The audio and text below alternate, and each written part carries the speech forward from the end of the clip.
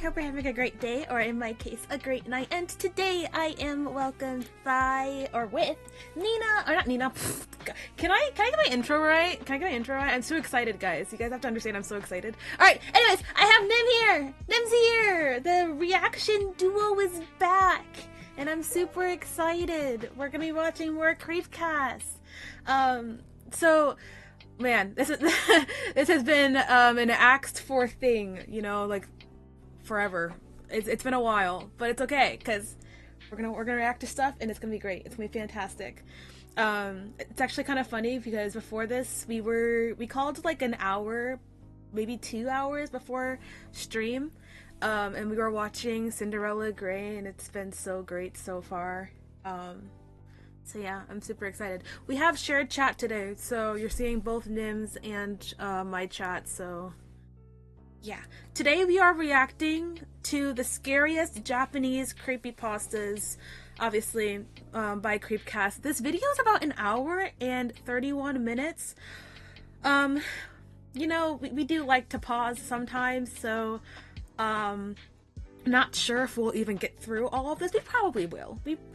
In theory, we probably will get through all this video, but if we don't, we'll make sure to, you know, like, continue it, in another, like, stream, or for YouTube's case, another video. Yeah, I think that's all I got. I'm super ready, I'm super excited. Let's do this. Hello, StarCraft, thank you for the follow, much appreciated. Hi, how are you? Okay, so actually, you know what I'm gonna do? I'm just gonna make us a little bit bigger on the other side of my screen because I'm noticing that we're kind of tiny. So let me do that. I told her I'd be back in like 5 minutes after my yapping. It's only been a few minutes, and my intro kind of went a bit faster than I thought it was going to be. So let me bring you guys over here. I'm excited for the spooks. Nim's excited for the spooks. We're all excited for the spooks. Now, as you guys know or don't know, I really don't know a lot of creepypastas. That's just never been a thing that I, like, I don't know, sought out to watch. Most of these stories are probably going to be brand new for me, so take that with a grain of salt. Alrighty. I'm ready. Let's do this thing. I'm back early! Hey! Yay! Hello! Okay. Let me pause this. I'm so excited! Yeah! And no, we are not watching Happy Appy. I don't even know what the hell that is. What? Yeah, I don't know. What is Happy App? Should I be concerned of what Happy Appy is? Probably. Coming from Naoki, From Naoki. yeah, you probably should be concerned. Yeah, I'm gonna look it up later. And if I question what I'm seeing, right. I'm at you. Oh, no. I'm at you. Oh no. You're being sought out. I'm gonna be like, Naoki, what is this? Okay, yeah. Today we're watching the scariest Japanese creepypastas. Yay! Creepcast! Yay! Yay! This video is like 1 hour and 30, so we'll see. We're probably gonna get through it all. But we do like to pause, and they do like to yap. Yeah. So. Yeah, they like you. Yeah. Just like me. Yeah. Are we ready? Hello, Ryan. Yes, I am ready. Let's do it. Hi, Kez. Hi, Ronnie. Hopefully the volume's okay. I forgot they had an intro. I'm gonna actually... Yeah, I forgot that they had an intro too. I don't think they had an intro when we were watching it. Oh, okay. We're going to be doing something pretty special. This is the some of the best Japanese cultural creepypastas out there. We're doing a big grab bag of all Tomino's house. Japanese creepypastas. Very, very excited. And I know a lot of these. Japan today. We are going to. Yeah, I was really saying I probably know none of these. I know that there's some that are on here that I know are pretty. I would say pretty popular, or at least like some of the more well-known ones. Like I know the first one we're going to read is Tomino's Hell. Did that turn down the volume like for you too? One. I feel like I've seen No, I don't think so. But either way, I had to turn mine down as well. Okay, good. Well, it's been reoccurring. Yeah, so Okay. I don't know the story of it's so muddled now. I don't know if the legend around the creepypasta is true, but supposedly it's not a creepypasta. It's a poem from like the 1910s. So, and it's just like made its way into creepypasta culture. But that could also be the creepypasta just saying that. I don't know. But yeah, there's a bunch of weird Japanese ones. Say so, by the way. It's interesting because a lot of the more popular American ones Hello, are long, Choir. kind of goofy about a killer. A lot of the Japanese ones are like, yeah, this is a spirit that kills you. Sucks for you. Good luck.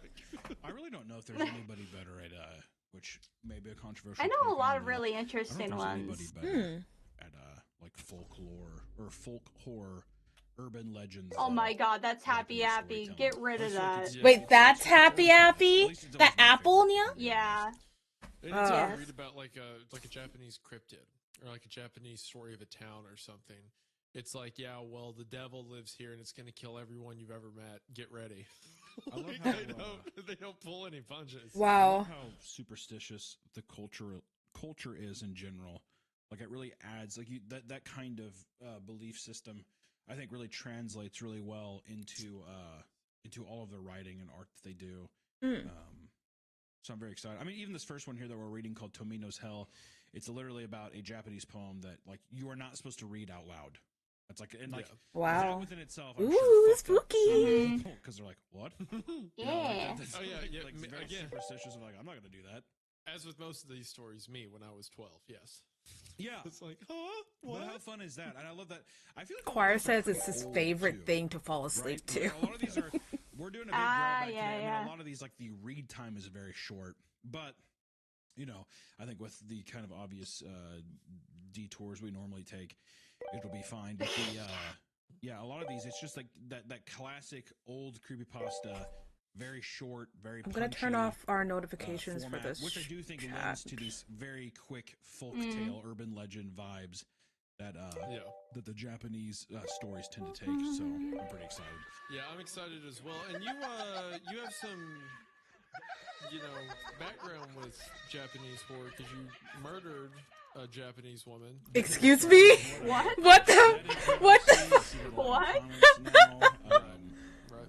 My trip to Japan. Well, you posed there a was no very bloodshed. weird you posed a very weird hypothetical to me that sounded kind of suspicious. After murdering a Japanese woman, have you encountered any spirits? What the hell? That has yet to happen. What is this bit? People who are a fan of my channel, Wait, probably on what? YouTube, please check it out. What is this bit? Did you just plug yourself? No, Yes, definitely yes, not, but on he YouTube, did. YouTube.com/probably. What I did, Shameless happen plug. for people that don't know, I did go to Japan.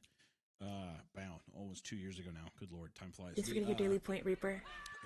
And Taco. When I was there, I had, I would say, kind of a ghostly experience. Well, We were in Osaka, and we were at the intersection of this like basically shopping market area outside, And we came across this man who kind of came up to us with this IKEA bag. I forgot what he said. What did he say? He said, "Oh yeah, that's what he said."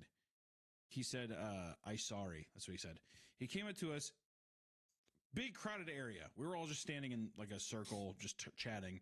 This man walks up to us and he looks us dead in the eyes, or he looks at Harry dead in the eyes, I should say, and he says, "I sorry," like that. Okay. Like, as if like, excuse me, in a weird way. And we were like, "Oh, no problem." And it was just very haunting. And then he like kind of like barely walked past us. Shh, shh, shh. His like sandals scraping on the ground. Shh, shh, shh. And we kind of looked at each other and we were just like, what the fuck is this? And I'm not even joking, Isaiah, when I tell you that we turned and he was gone. Oh. And it wasn't like a busy, like big crowd. I mean, like gone. Not there anymore. Vanished. Blown away in the wind. I have no idea where the fuck he went. But that really stuck with us. Wow. one time in New York, I saw a Chinese man throw a cigarette at a seagull and it died. Oh. Which one? So that's kind of, Oh my god, I'm sorry. Sorry, what? Okay. don't know how What? those two things were like on the same like. They're not. Okay, moving on. Thanks so much. Hegel died? Also, sorry, yes, choir. You permission granted to shout out people. That must have been a powerful You're flick. close to affiliate. Well, no, Congratulations. it just kind of bounced off him and just kind of fell over. cat That's ears. what I mean. It was kind of spiritual, you know. Oh yeah, we're twinning so you. Is it possible that Yeah. the Japanese man recognized Harry as Korean and was like, He just "Oh, said I'm he's sorry sorry? for what we did to you." No. Oh, like, my this is lord. An apology on behalf of the country. Oh, God. Or alternative, Oh, he jeez. mistook Harry as a Japanese man and possibly thought he was related to him and said he's sorry. Or third option, No. that was actually Harry's grandfather and he just doesn't know. All of this hypothetical, I think that you're going to be disappointed to find that I think it was a man where we were just in his way, even though it looked like Yes. he walked out of his way to be inconvenienced by us, and then said, "I sorry." We were baffled for maybe a second, maybe was two. very- I'd give it 2 seconds to be completely gone. These images. Was still That was a barrel roll. even if it is those things of him coming up, even if it was into these hypotheticals you said, where did this man go? How could he have moved so fast without us knowing? I don't know. I don't know. You know, if I was somewhere and a group of Americans came up and I was a Japanese man and I was like, "Oh, excuse me," and they just stared at me dumbfuddled, I'd probably be like, "You know what I'm going to do? I'm going to disappear so they think I'm a ghost." There is a well. First off, that Oh, would not maybe happen you in thought Japan. it meant Every time in excuse Japan, me. No one really Yeah, talks to each other. like a language It's not a very barrier. social Like I think this is a society. Yeah, that would make normal. sense. It's different. Well, possibly. Well, And you know what? If I didn't know, English well, and I thought I said the wrong thing, I would have booked it too, bro. Yeah. I don't want to be I embarrassed. think that the only thing that we were looking at that was a bit odd Yeah, congrats, was that Reaper. he got so close to Harry's face, which is also very odd. That Okay, kind of- that's I'm a little sorry, weird. man. Yeah. Harry knows that guy. Then he's lying to you. And Well, then you if- should interrogate Especially him. since If- Japanese if he is, people then that is really downright care cruel because about he sort of- Mhm. uh, I mean, it was so like- Personal I space. mean, an Personal inch or two from space, his yeah. face, and Yeah. then to say, "I sorry," Like, and then scuttle off. Unless, like, It was- even like you know, with and like I don't know if it translates close well, but I will friends, say it was like, a very Yeah. it's weird to like hug even shook us. or It like shook hold us. hands in It's public. a pretty supernatural Yeah. experience. So you don't have any like ghost stories or anything from like the suicide forest. It's just an old man said, I didn't. "Sorry." I didn't Hush, go to the suicide forest, but I did get a Blu-ray of a movie called. Hold on, let me grab it. Stop. What's the Oh my God. I love how we haven't even gotten to It's a like Blu-ray called the actual spooky stuff yet. Fuji Jukai. Pretty sure that's how you say it. Fuji Jukai. Oh. dot Is movie. that your a hentai? Oh, my It's lord. gonna be a bunch of like naked. Fuji Is it gonna look underscore like Nick's office? Fuji underscore Jukai dot movie.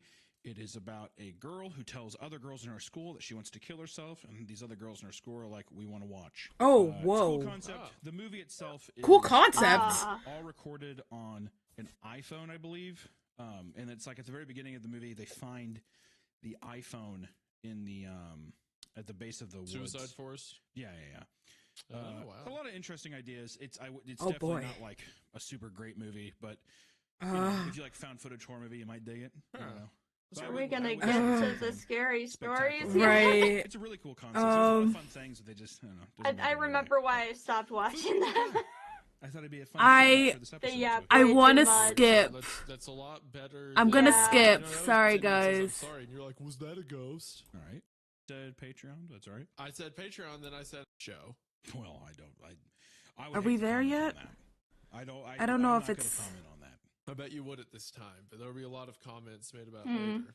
And you're trying to replace me with Nick. This is all coming back. Walk in and like the 7-year-old Japanese man's wearing oh my clothes. god, are we still? I'm like, what? And I'm on Oh my David God. Bowles' website, davidbowles.us. So just saying, this is a thing that he put here. I just wanted to read.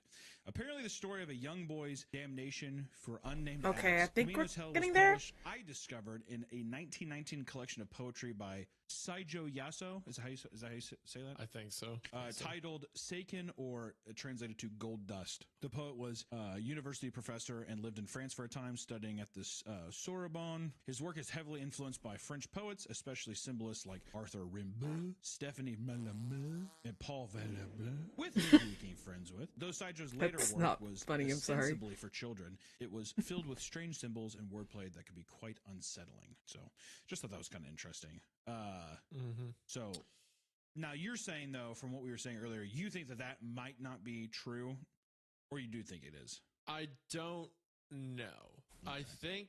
I think it might be real. Is this I mean, obviously, the way episode to just check it out them would be to look up discussing Gold Dust. theories? I don't know if I want to do I that. will say David does something I kind of don't interesting. I thought they think would be so. explaining Here's my the rendering of this actual dark and story. disturbing poem. Right. Notes So on would I. important So did matters. I've I. not actually read the thing aloud, so I can't speak to whether the curse is real. Uh, I I feel like- discretion. I think that's kind of Interesting. motherfuckers. Well, we'll see if I definitely get. read I feel like we're gonna cursed. get we'll see if I there. get cursed, and we'll see what happens. Yeah, I'm I think pretty he's gonna say it out Hopefully. loud. Yeah. Well, it's a poem, so I think you're good.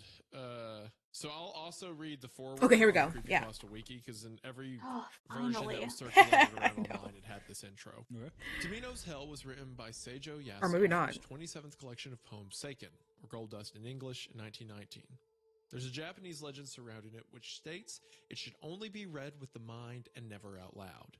It's uncertain how this rumor started, but it goes on to say that tragic things will happen if you do. The story used to be very popular on 2channel. Many users said that nothing happened after reading it and uploaded pictures and videos as proof.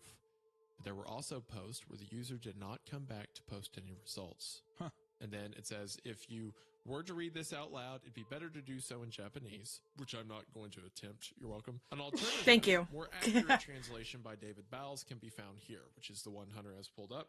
There's also this image that's always passed around Yeah, with the it painting. of this girl that looks like it's drawn. Yeah. Oh hell no. With these very harsh Mhm. stripes, like these like dark reds and bright whites and stuff. It looks like a girl without a nose. really who's long been neck. scarred and Yeah.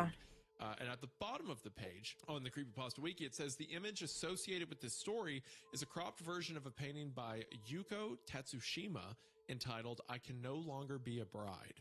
You try to It watch was this one when you supposedly fell asleep made before after getting the to it. artist became a victim of sexual assault. Oh. The title refers to how, according to Japanese tradition, women who are often have ensuing difficulties with marriage and reputation due to the perception of them having lost their innocence. That is depressing. Okay, so with that Oh, happy note out God. of the way, are you ready for me to read the poem? Yes, we're so ready. Yeah, Please, I'm ready. please Also, there's a read. translation Yeah. At the end that is in the original Japanese that I could attempt to read if you want me to. You want to sit here and do the whole thing in Japanese afterwards? I could if you want. Hold on. Let me do it first. Okay, you want me to read the quote unquote more accurate David Bowles version? Well, in the David Bowles, there is okay, yeah, just go ahead. Because when I was a kid, I read like the creepypasta version that's passed around, but maybe I didn't get cursed because that was less accurate. So this is different. So wait, this is different than what you read. Yeah, well, it's the same poem. It's just the one that circulated around like on creepypasta websites was apparently not as accurate of a translation. I see. Oh, okay, that makes So this sense. is- So Things this get is lost in David translation one like is that. The Yeah. real one. So we'll see if I really get cursed this time. Right. Here we go. Elder sister vomits blood. Younger sister breathing fire. While sweet little Tamino just spits up the jewels. All alone does Tamino go falling into that hell. A hell of utter darkness, without even flowers. Is Tamino's big sister the one who whips him? The purpose of the scourging hangs dark in his mind, lashing and thrashing him, but never quite shattering. One sure path to Avicii, the eternal hell, into the blackest of hells. Guide him now, I pray, to the golden sheep, to the nightingale. How much did he put in that leather pouch to prepare for his trek to the eternal hell? Spring is coming, to the valley, to the wood, to the spiraling chasms of the blackest hell, the nightingale in her cage, the sheep aboard the wagon, the tears well up in the eyes of sweet little Tamino. Sing, O nightingale, in the vast, misty forest, He screams he only misses his little sister. His wailing desperation echoes throughout hell. A fox peony opens its golden petals. Down past the 7 mountains and 7 rivers of hell, the solitary journey of sweet little Tamino. If in this hell they be found, may they then come to me, please. Those sharp spikes of punishment from Needle Mountain, not just on some empty whim, his flesh pierced with blood-red pins. They serve as hellish signposts for sweet little Tamino. Wow. Damn. Beautiful. It's actually like a very beautiful poem. My God. It's like a child is, it sounds like he's in like a miserable place where it starts with elder sister. I was gonna say, I don't know if beautiful is the right word to describe that poem. No. So he's going through hell, but there's almost a hopefulness for it. It's like, he goes I through don't see any hopefulness. No, I just see nothing but despair. There's like the needles, but they're signposts for him. It's like wishing And him death. well as he walks through the underworld. Yeah. Almost feels like almost kind of like a Dante's Inferno kind of. Yeah, Well, but that more dark. connects- That connects to Buddhist hell, I believe. That is paid $20 at layered. Chick-fil-A. I think it's 10 layers. Coupon for the pick? I'm Choir, pretty what? sure. Also, David had a very You know, use your interesting angel footnote thing I thought was powers interesting to that we should protect probably us go from the through. curse. His first point here is the term. Yeah, here I can't do that, sorry. Hell is Jigoku, the Buddhist hell complex. The Buddhist hell complex into which very sinful people can be reincarnated. Note also the poem follows a 7-7-7-5 syllabic pattern, evocative of most traditional Japanese verses. Yeah, so I looked it up. Buddhism has 8 hot hells and 8 cold hells. So when it talks about him walking past the 7 mountains, it almost sounds like he's going to the very bottom of hell. It's kind of Oh. interesting too. At the beginning, we get all those descriptions of Tomino's sisters basically suffering while he is not. Is the second point that he made. The third point is apparently the lashes Tomino is receiving on his way to hell are deserved.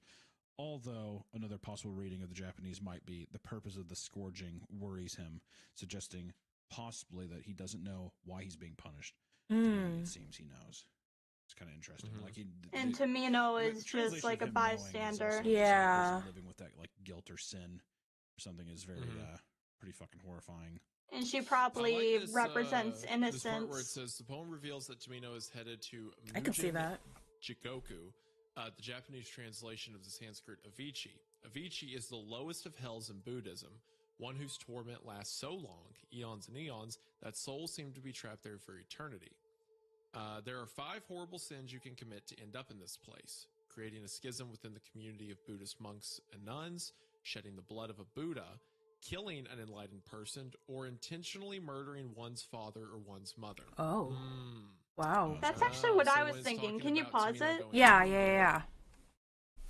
I was thinking when I was reading it that the man or the brother was poisoning the sister because they said that she was vomiting blood. Yeah. And Tamino is just there watching this happen, maybe. That was my theory anyway.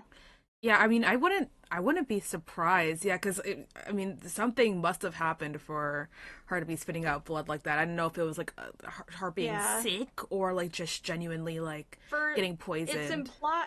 It seems to be implied, especially after they said that.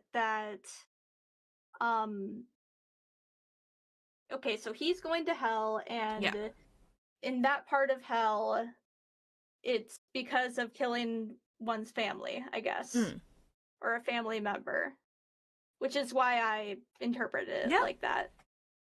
Yeah, I wouldn't be surprised. Anyway. Poor Tamino. She's just she's just here. Sisters, perhaps that it's implying that's what he did, and that's why he goes all the way to 8. Yeah, the fifth, which is this is all once again in relation to David Bowles. Is it Bowles or Bowles? Bowles, I think. Yeah. One of his 5th points is it strikes me that the sheep and nightingale are symbolic of Tamino's sisters. Thanks for the head pats. Dancing around a lot and singing and all that stuff. So the 7th post, this is interesting. We're by 7. We're looking at the points that David has outlined underneath the poem. He says another possible translation would be, not just on some empty whim will I pierce with blood red pins the marks upon the body of sweet little Tamino. Either way, the conclusion is chilling. Now, given that the poet has a predilection for symbolist poetry, it's very likely that all this talk of Tamino's descending into hell is mere metonymy. Yeah, metonymy. I think they mean like whatever that word is, and that some other sort symbolic. of earthly hell of interpersonal relationships is being described. The Japanese Wikipedia article of Seijo suggests that he wrote this poem upon the death of either his sister or father, given the aims of symbolist poetry to avoid describing things themselves and instead describing their effects. It strikes me that the poem is meant to show Seijo's emotional distress upon someone's death, comparing his survivor's guilt to hell. And that would back to the point where he's going to the 8th layer reserved for those who killed their parents. It feels like perhaps maybe he wasn't there, whatever happened in the poet's life. He's attributing Tamino's suffering. My posture's pretty good, but I will hydrate. Thank you. I'm not doing head pats again. Look at the 4th comment down. I pooped my jammies. What? This shit fake. It's crazy. I pooped my jammies. Good God. That's good. That's good. Yeah, very, very interesting. You know what? This is gonna sound so fucking stupid, so please don't hold it against me. This is like what I want 2-sentence horrors to feel like. 2-sentence horror stories to feel like. You know what I mean? Which is obviously impossible because they're only 2 sentences long, but... Oh, I'm looking for a friendly clown for my son's birthday. Are you one of those? Yeah. It's so short, and it's just so simple, and it's talking about one thing. Yet there are some good 2-sentence horrors out there, but there's a lot of them that are just like kind of lame, so I understand. Yeah, like that one. But this is deep. How would you want 2-sentence horror to feel like that? I guess in the way that, which once again, I know it sounds so fucking... Whose account is that? Sweats. Clier. But I guess it's just the idea that it's like, you want the 2-sentence horrors to just be like, it's something that's that short. These guys yap a lot. They do. I'm a fucking idiot. It's because like this is even more than usual. I think. Just forget I even said it. I'm a fucking idiot. This is definitely the podcast fail. Yeah. Fold in on yourself. I'm actually getting a headache. I don't know if they go more into this because I see this, but that's pretty creepy. I looked up Japanese 2-sentence horror stories, and they're all just normal 2-sentence. Wait, what? I don't even know what that said, but that didn't have to do anything with anything. Anyways. Okay. This seems like the next section, but it also looks like it might be a sponsor, so I'm gonna skip. Yep, it's a sponsor. Yep. Sponsor. Sponsor. This is also a sponsor? Jeez. Oh my god. That's the opposite. Nick would say the Japan makes me happy.com is what it would be. Usually inhabits a school. Okay, I'm going back. Sorry. Okay. This is the next one. Oh, they're talking about Hanako. He just looks at the page upside down. So I'm reading off of again, this one's super well known. These are the sources provided to us, so I'm just the messenger. Hanako-san, the toilet ghost. Oh, well, of course I know this one. That's only because of the anime. Hanako-san is one of the most well-known Japanese urban legends, and the name of the girl that appears in the story. Because she usually inhabits a school toilet, she is often called Torei no Hanako-san, which means Hanako of the toilet as well. The original story is said to be an urban legend called the Third Hanako-san that appeared in the 50s. Then it spread to children in the rest of Japan in the 80s. In the 1990s, it came with the occult boom and appeared in pop culture, including films, manga, and anime, making it even more well-known.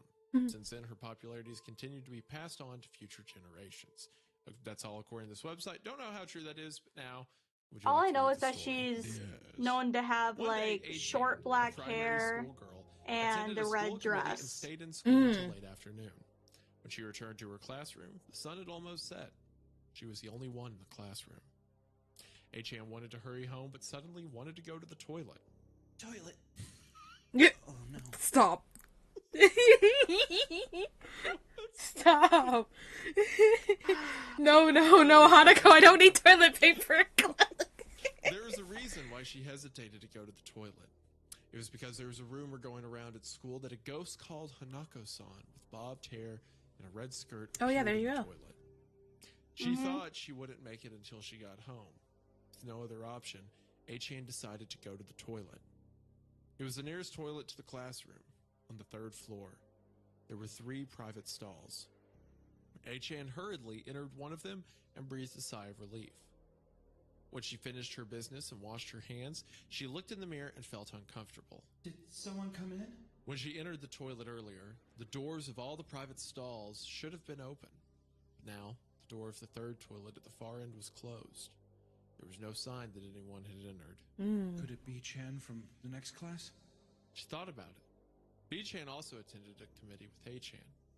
She wanted to make sure, so she knocked on the door. Knock, knock. A reply came back. Apparently, someone was there. Relieved, A-chan called out to her inside. Ah, B-chan, isn't it? Let's go home together. No reply. Wasn't it B-chan? Feeling awkward, A-chan put her hand on the outside door to leave the toilet. Oh. It won't open. Should open Can easily you pause? by pulling, Yeah. but the door wouldn't. The lady that they're showing looking over the hedge is another Japanese urban legend. I kept looking at that over in the corner. I'm like, what is... I thought that was just for spooky, I don't know, like, visual. Yeah, that's another Japanese urban legend. I can't remember what she's called, but she's basically the Slender Man of Japan. But she does have a face. And she wears a big white like hat and a long white dress.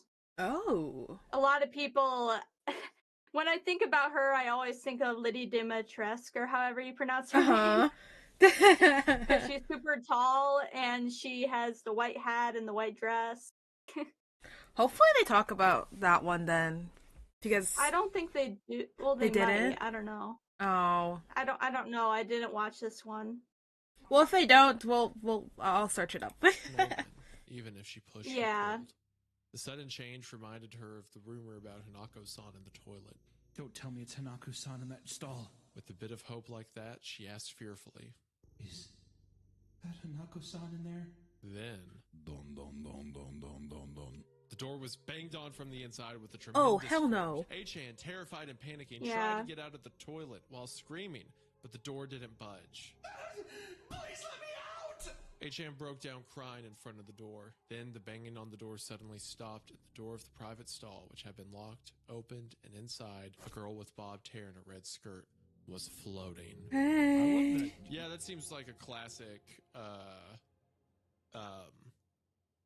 like middle school horror story. Like, Well, oh, there's a ghost girl floating in the bathroom. This is literally the cartoon I made, which is just like being afraid to take a shit in public is like the most universally.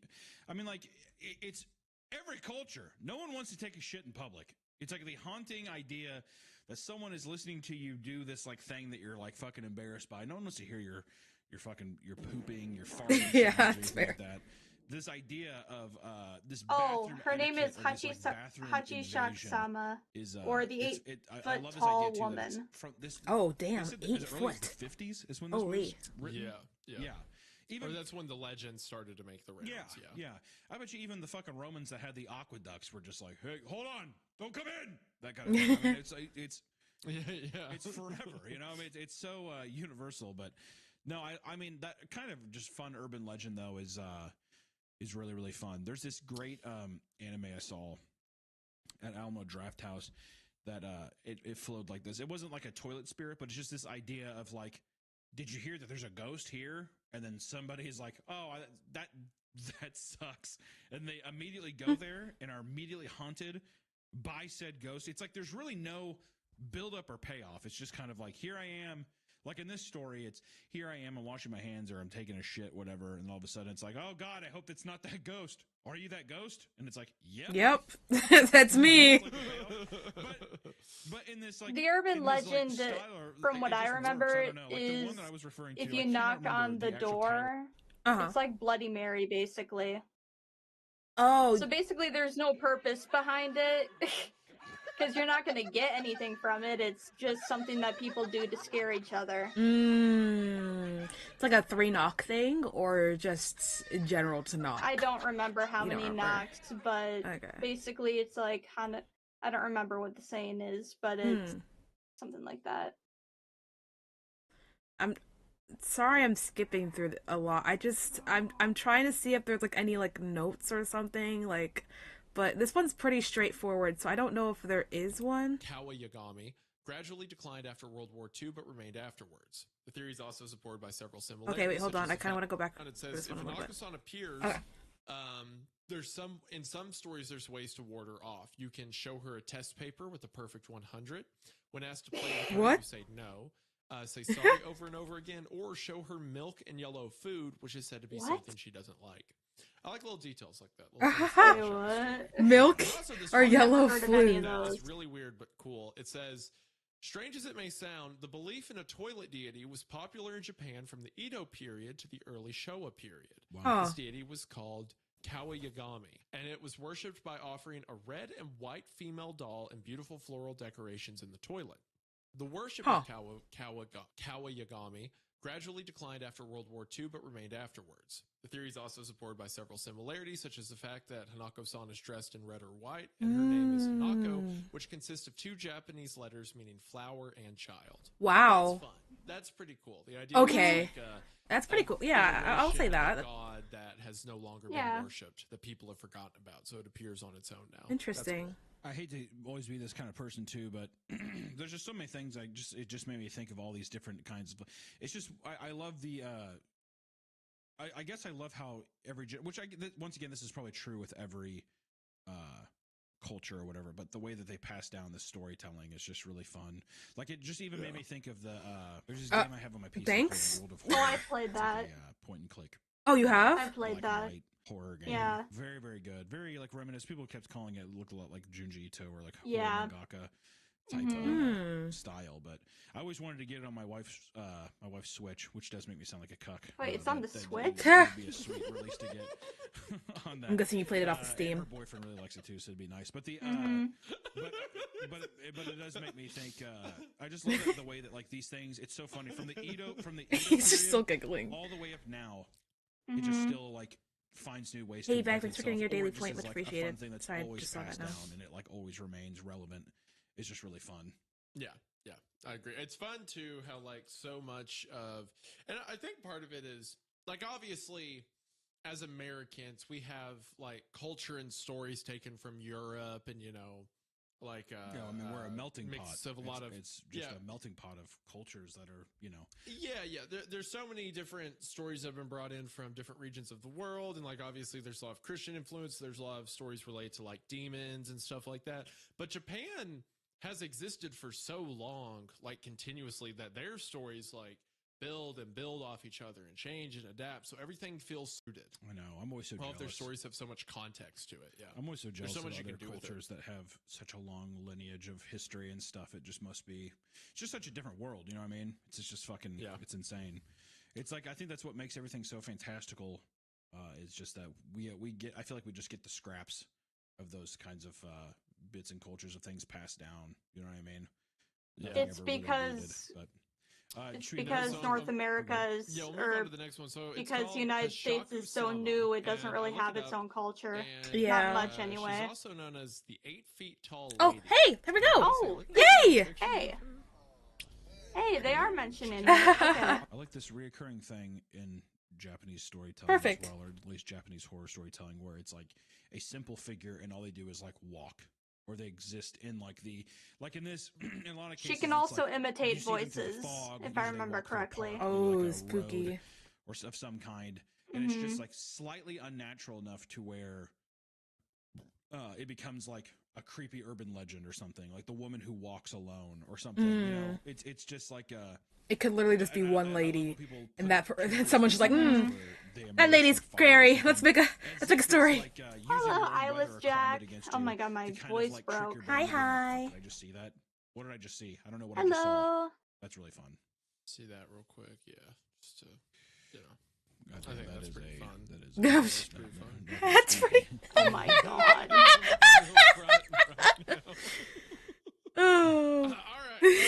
Anyways. My parents' house was a little less than 2 hours away by car. It was a farming house, but I liked that sort of thing. So when I started high school and got a bike, I often went on trips there by myself during the summer and winter holidays. We're good. At least I'm good. Both my grandfather amazing. and my grandmother happily welcomed me. We're so happy that you're here. However, the You're last doing time I all went right. there was just before I started the 3rd grade of high school. So I haven't been there in over 10 years now. It's not that I won't go, but rather I can't go. It was the start of spring vacation and the weather was perfect, so I got on my bike and went to my grandfather's house. It was still a little cold, but the veranda was pleasantly warm, so I relaxed there for a while. Then I heard this Oh yeah, strange she says sound. that too. It didn't sound like a machine. It sounded like it was coming from a person. In addition to that, it was kind of like it was both a voiced consonant and half-voiced at the same time. What was that? New Creepcast fans, or have you been watching for a while? I'd say we're somewhere in There's between. no reason it would have been put up there. Then it started to move We're not new to it, but we're also not like I saw a woman. diehard fans, I guess. Ah, Right. that woman was wearing the hat. She was also wearing a white one-piece dress. However, the hedge was about 2 meters high. If her head could pop out over the top of that, just how tall was she? I was shocked, but she started moving again and disappeared from view. The hat also disappeared. Then at some point, the po-po-po sound also stopped. At the time, I didn't think much more of it than perhaps an already tall woman wearing some high-heeled boots, or perhaps a tall man dressed up as a woman in high heels. Afterwards, I was in the living room drinking tea when I told my grandfather and grandmother about what just happened. I saw this really big woman. I wonder if it was a man cross-dressing. I said.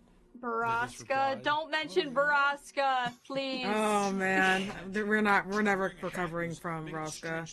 No, I really like the left-right game. Yeah, That's I my thought it was really favorite. cool. Stopped moving at the exact same time. After that, my grandfather's face contorted and he threw a barrage of angry questions. I would even listen to that one again. Where did you see her? How much taller than the hedge was she? I answered his barrage of questions, and then he suddenly fell silent and went to the phone in the hallway and called somewhere. The sliding door was closed, so I couldn't hear what he was saying very well. My grandmother was visibly shaken. That fucked me up. Yeah, me his too. phone call, my grandfather said, You'll stay here tonight. No, there's no way we can let you return tonight. Have I perhaps done something awful? I worried, but I couldn't think of anything. It's not like I went to see that woman by myself. She was the one who appeared to me. Then my grandfather said, Grandma, I'm leaving him to you now. I'm going to pick up Kason. Oh? Took off in his truck. Timidly, I asked my grandmother about it, and she said in a trembling voice, It seems you have been possessed by Hasaku-sama. Your grandfather's gonna do something about it. There's no need to worry. After that, she told me bit by bit until my grandfather returned. Man, Jesus. to not hear there's a Ooh. monster outside, but you've already been possessed? Dude, God. I'm sorry, yo, and especially coming from like your grandparents, and they're like, normally it's like, oh, you know, you didn't see anything, Nina. It's okay. You're probably Either just that or really they're tired, extremely superstitious. right? Like, yeah, but then it's just one or the hearing other. that, right? It's either one or the other. Exactly. It's there's nowhere in between. It's either or. But on the other side, it's just like you hear that, and they're actually like, actually superstitious, very, very worried for you. I'm just like, shit. Well, now I'm worried. Like, I thought you were gonna tell me that I just saw things and everything was gonna be okay, but now I'm nervous. Now I'm very nervous. Yeah. I'd be like, word? How long have you guys been streaming, and who did your models? They're cute. Who's your model, mama? For me, it's I Mumu. I don't. She's in my description, and the rigging was done by Guilin. I don't know how to pronounce Chinese words. Yeah, that's fair. But they're also in my description. Yeah. What about you, Nina? I kind of don't remember. I'm a Studio Nekoyama model, of course. We both have Studio Nekoyama's models, so we're like kind of VTuber siblings. Not with this model, but we're VTuber siblings in general. But I know and the Apple ones before that too. Right, and the ones before that. Apple is the one that made my model for art wise. I don't remember who the rigger is. I think they had fish in their name. I'm pretty sure they had fish in their name. But yeah, and then streaming. I've been streaming for a little over 3 years. In September it'll be 4. Yeah, same here. Yeah, it'll. Oh my god, it will be 4. Holy crap! For me, it'll be 4 in August. Yeah. Okay, so we started about the same time. Yeah. Yeah, we did. Yep. Thank you. Yep. Thank you. Again, what the fuck do you mean I'm possessed? I do like this idea though. It's like, Grandma, what the frick? What the frick, Grandma? knowing that you see this person, What the heck? people are like, "Oh yeah, really? How big was she?" And you think it's all cute until it's just this specific detail, and then it's like, "Oh fuck, he's possessed." It's like, oh, he's possessed. Dang it. There it is. Also, no shot that Resident Evil village, Resident I Evil was Village gonna is- say. Yep. There's no way in hell that I was not literally referenced. You know what I mentioned mean? it. Yep. They had to have been referencing this. Oh, I'm sure it came from it. Oh yeah. I can't tell you, by the way, what it was like being, because I love the Resident Evil games a lot. And then to be like so ready for 8's reveal, and then to see like the 9-foot tall woman, I was like, Capcom.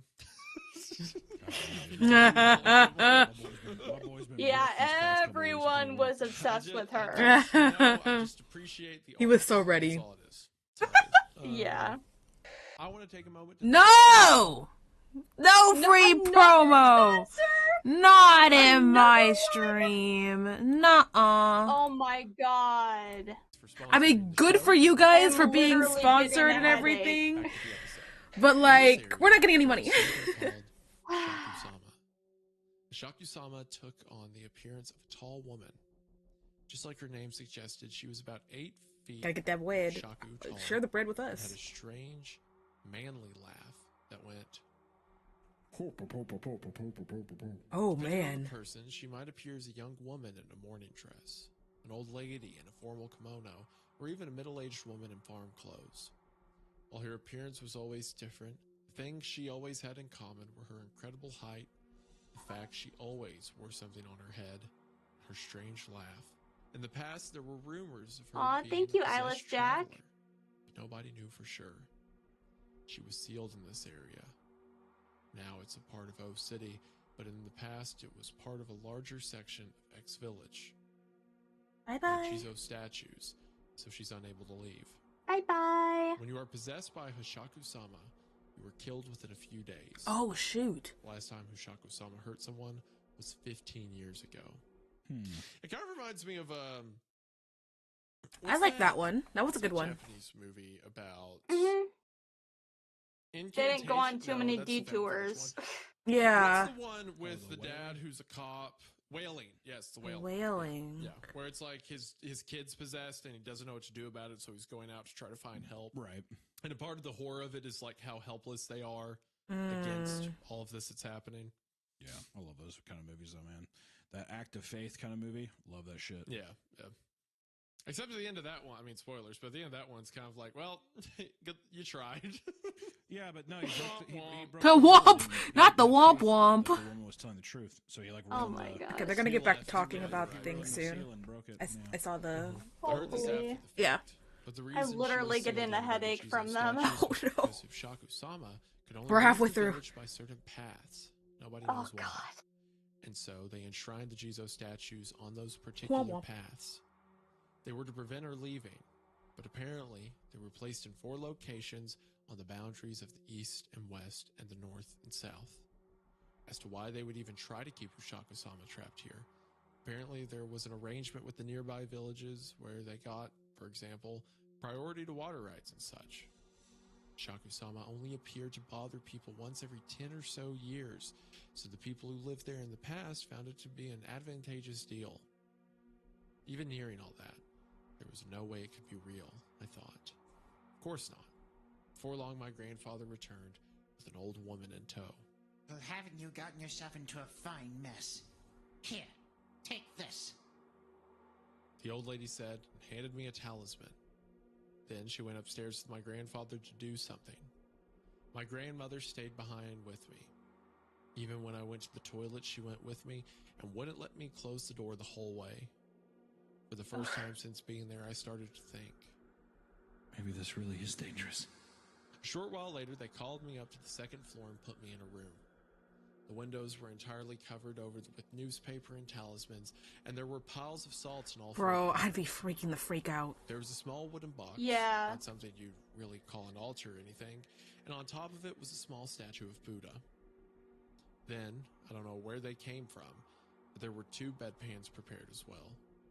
Ew. I was supposed to go in those? The sun's about to set. Listen. You How can't long leave is this he room until supposed tomorrow to stay morning. in there? Neither myself nor your grandmother will call you or try to speak to you, okay? Oh, you're Must right under no about the circumstance leave mimicking this thing, room I until think. 7 a.m. tomorrow. Mm-hmm. At 7 a.m. you can come out by yourself. I'll call and let your parents know. My grandfather said with a serious look on his face. I could do nothing but nod silently in agreement.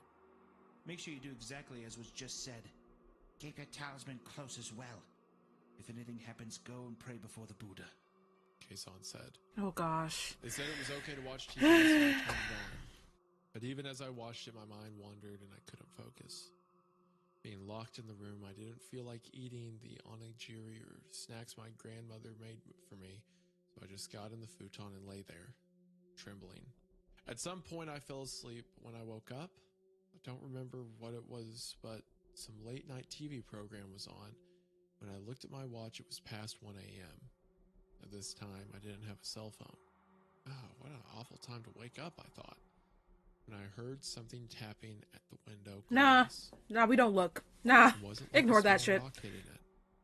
It was Nope. more like a finger wrapping across the surface.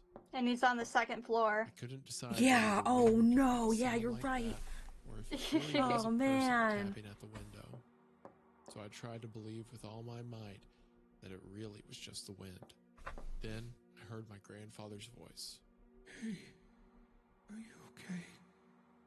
Don't push yourself too hard if you're scared. Okay? No, Without thinking, I no. walked towards the door, but then I remembered what my grandfather said to me. What's wrong? You can come out if you want. Whoa. The voice sounded exactly like my grandfather, Yeah, it's not him. but it wasn't him. Nope. I don't know why, but I just knew. And as I realized that, I got goosebumps. I looked over at the pile of salt in the corner, and the top had turned black. I ran at full speed to the Buddha and sat down in front of it. Grasping the talisman, I started to pray as hard as Bro, I me too. Yeah. I'm telling you right now, I'm not heavily religious like that. But, yo, I'd be calling up upon anyone. Something can help me. Right? I'm gonna do anything. No, real. Like, if I need anything, I will. Like, if I need something and it's a life or death situation, I'm willing to. Yeah. Yeah, no, real. Oh, gosh. I heard the voice, and the window started rapping. Dun, dun, dun, dun, dun, dun, dun. I knew she wasn't that tall, but I couldn't stop picturing her in my mind, reaching up from below and tapping on the window. There was nothing I could do but keep praying in front of the Buddha. Night felt unbelievably long, but eventually morning came, and at some point the TV that had left on started playing the morning news. The time in the corner of the screen said 7:13 a.m. I hadn't even noticed, but both the tapping on the glass and the voice had stopped. It seemed I'd either fallen asleep or lost consciousness. The pile of salt turned even more black. I don't think I'd be able Just to fall in case, asleep I looked after at my that. own watch, and it said roughly the same time, so I nervously opened the door, and my grandmother and Kason were standing there looking worried. My grandmother was crying. I'm so glad. I'm so glad. When I went downstairs, my father was also there. My grandfather appeared from outside and told me to Hurry up and get in the car. I don't know where it came from, but when I went out into the garden, there was a minivan there. There were also several men standing in the garden. The van fit 9 people. I was put in the middle seat. Kason sat in the passenger seat, and the rest of the men in the garden got in and surrounded me. There were 9 of us in total. I was surrounded in all directions. It's terrible, isn't it? You'll probably be curious, but I want you to close your eyes and keep your head down. We won't be able to see anything, but perhaps you will. Until we say it's okay, you keep your eyes shut. An old man in his 50s sitting to my right said to me. Then my grandfather got into his mini truck to take the lead, followed by the van I was in, and my father followed in his car as we set off. The line of cars drove rather slowly. They probably weren't going over 20 kilometers an hour. Before long, Kaysan muttered, "This is the hard part." And the men started chanting some sort of Buddhist prayer. Oh. I heard that voice again. I gripped the talisman Kaysan gave me, closed my eyes, and put my head down like I was told, but for some reason I opened my eyes just a little. Why? And looked outside. Why? I saw Why? a dress. Holy crap. It was moving alongside the car. To be honest, I'd be curious. She was following No. with such long strides. Oh my god. Hey, her head was outside the window, so I couldn't see it.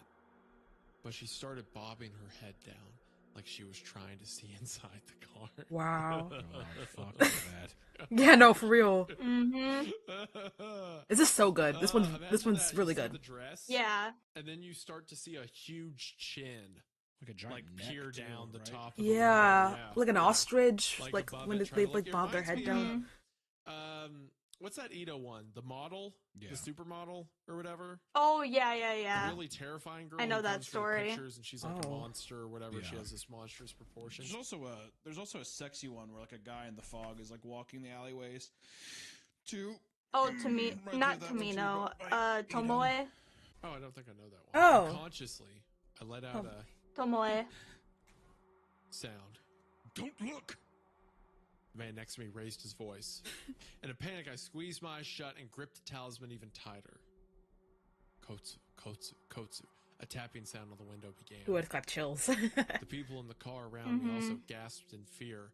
Even though they couldn't see her or hear her voice, they could hear the sound on the window. Kaysan started praying even harder. Finally, when I thought the voice and sounds had stopped, Kaysan said, We gotta wait. "They've been Wow. around me. We've been quiet until that point where relieved and said." Thank goodness. Soon after, the van stopped on a wide part of the road, and I got into my father's car. As my father and grandfather bowed to the other man, Kaysan came over and said, Show me the talisman. I was still unconsciously gripping it. When I looked at it, it had turned entirely black. Oh. Kaysan said, I think it's all okay now. But just in case, you should keep this for a little while longer. He gave me a new talisman. After that, I returned home with my father. A few days later, my grandfather and one of his neighbors brought my bike back. Apparently, my father also knew about Hishaku-sama, and he told me about one of his childhood friends who was possessed by her and then killed. He Wow. even knew of people that had to move away and live in other places because of her. The men who rode in the car were all related to my grandfather in some way, which meant that they were all very loosely my blood relatives as well. Of course, my grandfather riding in the front and my father riding in the back were connected by blood as well, so they were all meant to confuse Hishaku-sama somewhat from me.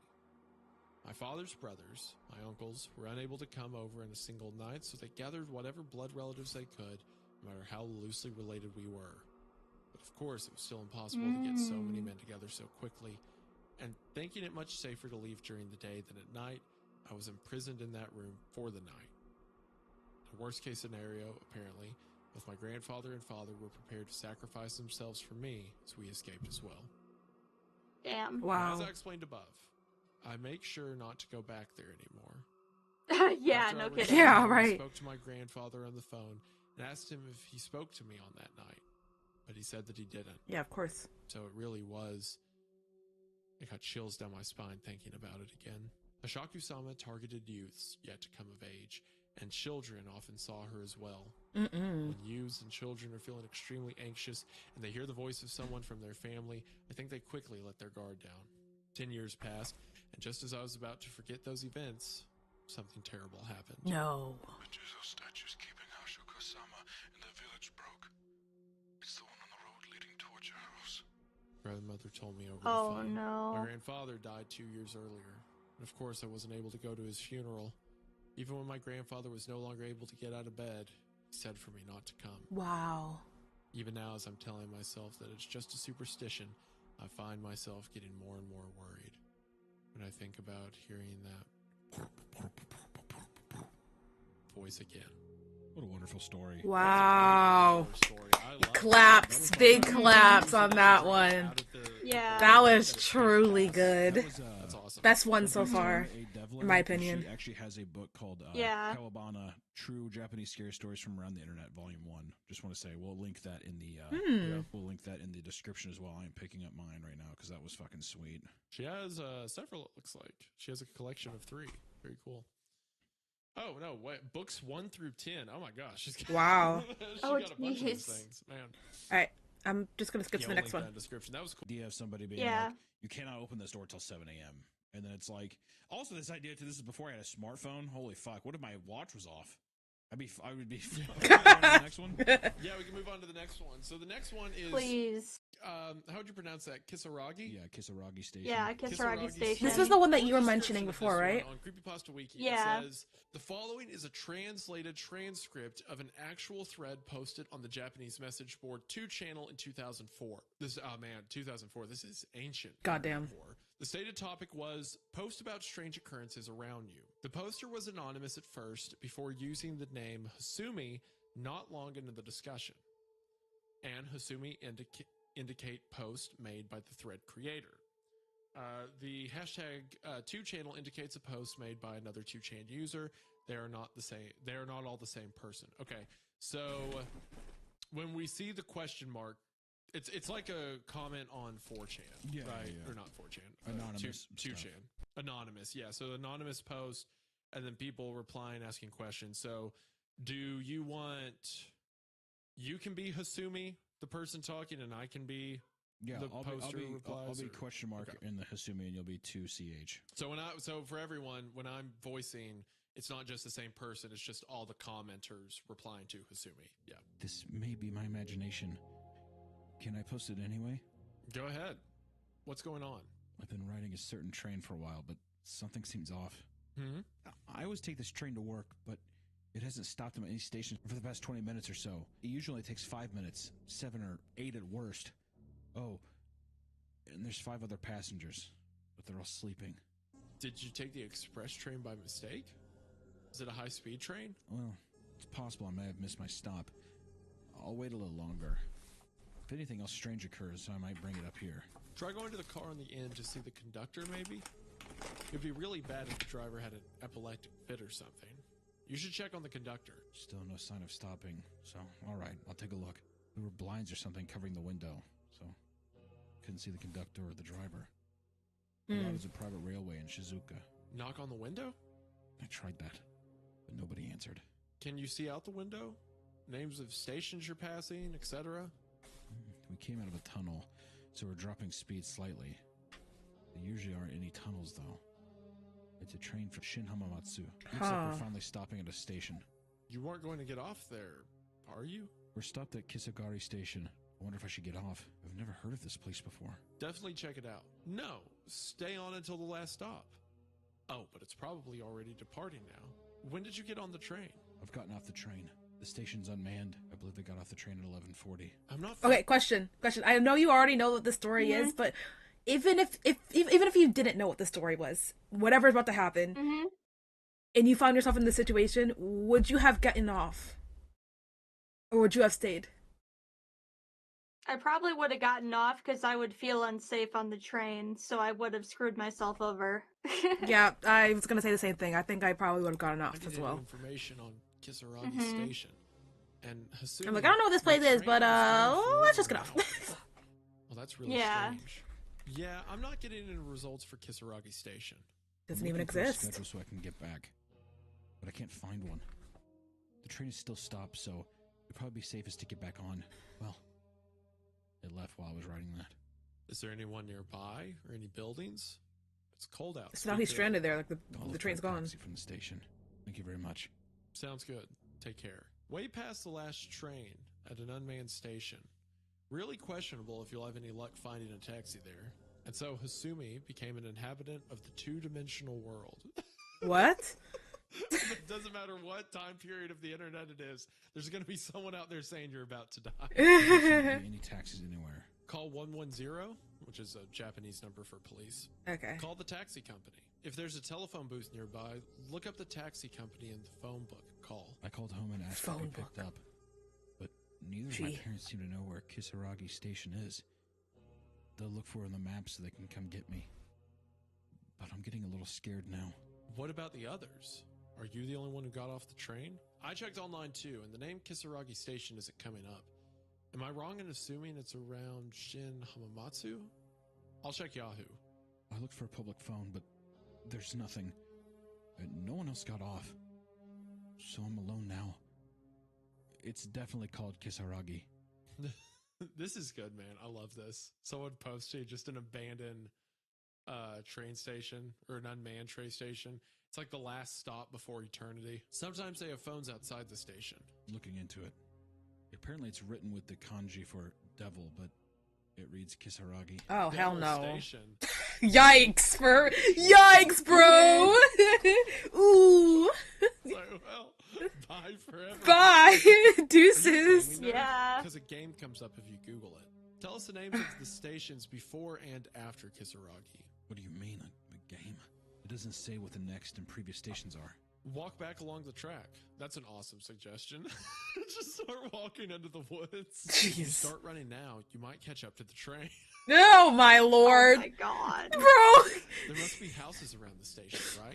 Ain't no way they're dead ass though. I didn't quite notice since I was panicking. I waited for my parents to call while walking along the track. I tried checking town information on iMode, but it gave me a point error or something. I want to go home. There's really just nothing around here. All I can see are fields and mountains. I think I'll be able to make it back if I go down the track, so I'll keep pushing on. Oh boy. Thank you very much. Treat this as a joke, if you will, but can I come to you if I encounter any more trouble? Of course. Just be careful out there. Sure. Just make sure you don't run out of battery. Your phone's your lifeline right now. Real. Don't get lost, and be careful in the tunnel. Thanks so much. You can get a signal out of the middle of nowhere? I kind of think you shouldn't stray far from the station. All alone on a cold night at a station with no attendant. Shut up. Soon the lights will go out. It'll be pitch black. I would hate to be reading these type of comments. Station, though. Oh, geez, Yeah. this sounds Like, if It you're is not the helping me, internet, though. don't talk to me.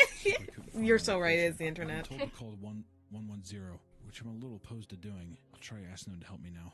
So, Hunter, if you were on a train and the train drops you off somewhere and you're just alone, no one else, not a soul at the station, what would you do? God, well, I mean, first off, I would never get off. There's no way. I would probably Oh. just The wait. train, I feel like. So he wouldn't get off. Honestly, though, realistically, if Ah. I would probably just stay at the station.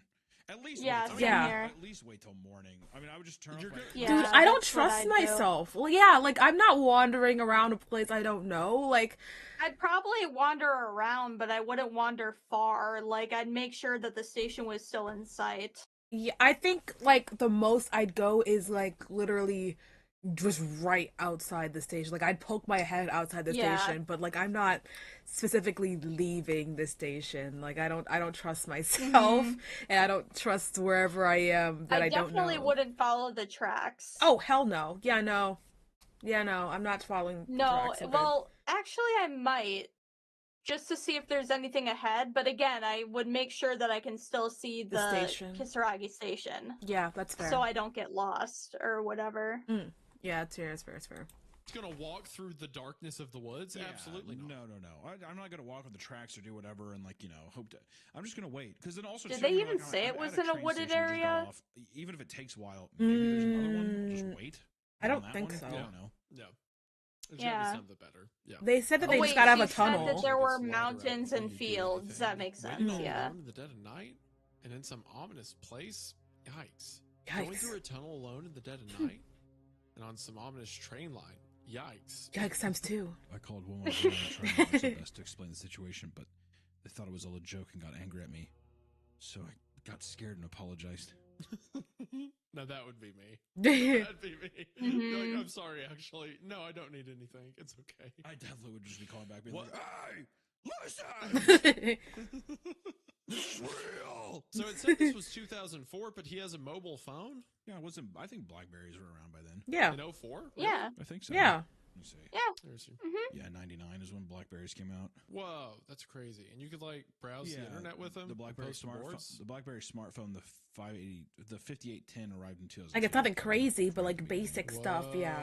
Because I know That's crazy. I know they were pretty early on. I didn't think they showed up till. Do you guys remember the game called Ghostwire Tokyo? I'd recommend that game as it has a lot of these stories in the game as quests and enemies. Ooh, that sounds That's cool. interesting. Is it on Steam? Is it like a Steam game or is it like a console? What kind of game is that? 'Cause I that don't actually- know. That sounds really 06, interesting. 07. Sounds familiar though. That's when the iPhone dropped. Yeah, I guess it is when the first touchscreens came out. Yeah. That killed the BlackBerry. But you got to realize I was born in '99, so all this is like ancient lore. Oh my to god, me. he's the same Oh. age as I do me. remember being, I was like, gonna say 6 he's or 7 young. when my parents' BlackBerry. So I guess in my mind, the iPhone wasn't out for a long time after that, but it was. Yeah, that's true. Apologize for what? Should probably give up for today. Wait for the Every first train. platform What's it used like to around be the used to be station? free on Is Epic. there- Oh, I hear gotcha. it sounds like a beating drum mixed with some kind of bell way off in the distance. Honestly, Oh I have no. idea what to do at this point. Okay, so you're in No. hell, buddy. Yeah, so you're in Yeah. hell, buddy. They're gonna box you up and send you off. You're screwed. Dude, you hear This is the beating literal and a beginning of bell. the first Onimusha game. Good fucking luck, bud. You are fucked. They done pieced that man up. He is gone forever. It's a He's woman. going straight to the mansion. I'm from pretty the sure last Hasumi episode. is a female Get name. back to the station for now, Hasumi. It's best to Hasumi, return to yeah. where you started when you're lost. Here's where. I love these comments that are egging it on. Here's where it gets going. Bro, I would hate that. Like, shut up. I'm too scared to look behind me. I don't want to go back to the station, but I don't. No, dare they come say I out. do want to go Run back to the and don't look station. back. I was gonna say, how You far can't did she go back go? to the station now. Run through the tunnel. I'm sure you'll find you're not far. Oh Someone behind me man. just yelled, "Hey, don't walk on the track. That's dangerous." I looked around expecting to see an attendant and saw a one-legged old man, but he vanished. What? I think I'm too scared to move. Oh Bro. nah. One-legged old man, middle of the woods at night, yelling at you. So. I wish I could beat this old man's ass if he comes near me. Fuck you up, Yeah. old man.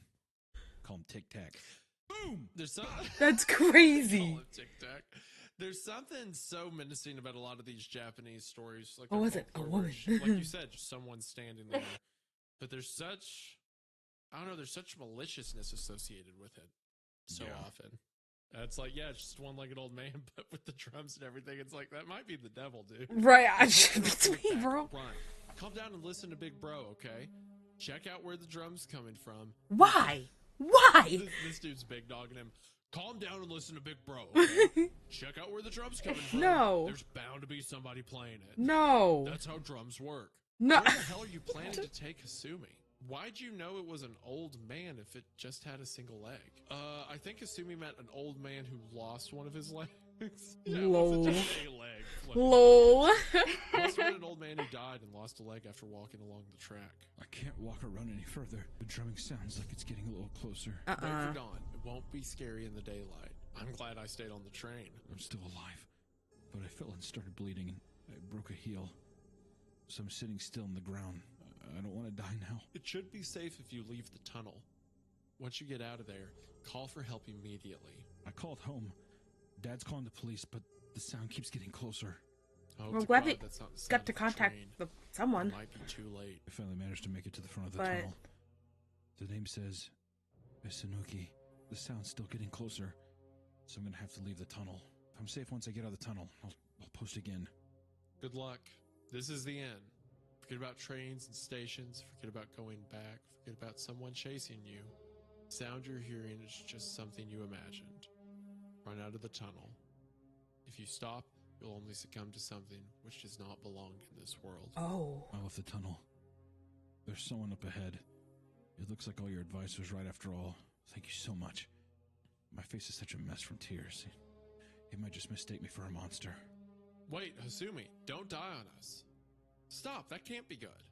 Someone there? The Yeah, slave that guy? means he. That's Yeah. suspicious. Yeah. He seems Mhm. gentle and was worried for me.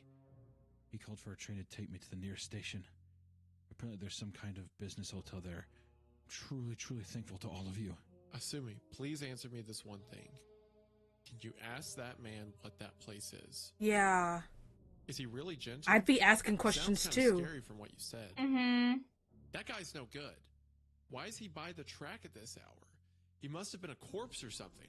Asumi, run. I asked him where it was, and he said it was Hina. It seems extremely unlikely, though. Asumi, get off the train. Excuse me, Asumi, where's Hina? We've been headed toward the mountains for some time. It really doesn't strike me as a place where trains would go. And he stopped talking to me entirely. Probably because you're constantly messing with your phone. Asumi, oh no. Did you contact your parents after you got out of the tunnel and received aid from this guy? Asumi, please call 110. This might be your last chance. Oh, man. My battery's almost run out.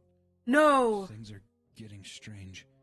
So I think I'm gonna make a run for it. It might be too late, girly. He's been talking to himself about bizarre things for a while now. To prepare for just the Never right follow time, a strange I'm gonna man just on the Yeah. train. Afterward, Asumi was never heard from again.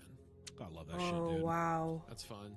That's Yep. really fun. I love that shit. That He, was the last crossed post. He got on a train that crossed over to the afterworld. Oh, and he's God. Just walking through, like, the final It's stops. not It a almost he, feels like it's an a evil she. version of Spirited Away. Yeah.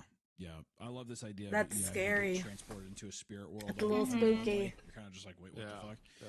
Yeah. No, I love I can't believe they that didn't Teddy pick- shit of like, hey. I can't maybe believe they you'll hear didn't from me pick up again, that and it that's was where a the girl post when ends. she said, That I broke a being heel. I broke a heel, yeah. That being on a random message. Yeah, rules. I don't know. Yep. That's just like the whole thing put together, and it's old too. I wonder back then if people really knew about, like, not necessarily trolls, but I wonder if it's so much more where people were like, ARGs. I believe this. Like, I have no reason to believe that this guy's lying to me, like it is now. Now, if anybody says anything online, you're just like, what the fuck ever, dude, shut up. Yeah, You know what I mean? like whatever. Yeah. So I feel like I at least I want to believe at this time that people were just so invested, freaking out. And that's the funniest thing is too, is you don't even know who the commenters are. Those people could be, I like to think too, like when I went to Japan, I mean, you travel everywhere on trains. That's what you do. There's like no way to get around without it. So I like to think how many of these people were on trains commenting and being like, "Oh my." Well, there was someone that said that they were glad they didn't get off the 'cause train. A lot of the best urban legends tie So. into like real fears or worries people have. It's like, what if? Because when you get on a train, you're completely at the will of the conductor, right? Yeah. What if one day you got onto a train and Okay. you didn't stop? What if you went? I'm going to somewhere skip to else? the How next could you get story if off? that's What would okay. you do? Yeah. I'm actually, like, my headache's the getting next- really Looks like it was bad. I actually think I'm going to adapted stop into You want to here. stop? Okay, we can do that. Yeah. Well, you can continue if you want. Are you sure? But I mean, there's only yeah, one you can story left, I continue. think. So. I know it, but I know the story though. Oh, okay. It's like the sound effect for a cloth flapping in the wind. I don't remember. It starts with an F. Okay. Well, yeah. Then I don't mind watching the last one. Or is it Fune Fune or something? I don't remember. Mayhaps. I don't know. But yeah, Oh yeah, God, my Kune. head hurts. Yeah. Yeah. I don't know Go why my take head hurts so care of bad. yourself. Yeah. Make sure to hydrate and all that. Yeah. Yeah. But thanks for Alright, joining I will see me. you later. I will see you See later. We will ya. continue to watch that show. Yes. We must. Okay. Alright. I'll see you guys next time. Bye bye. Bye.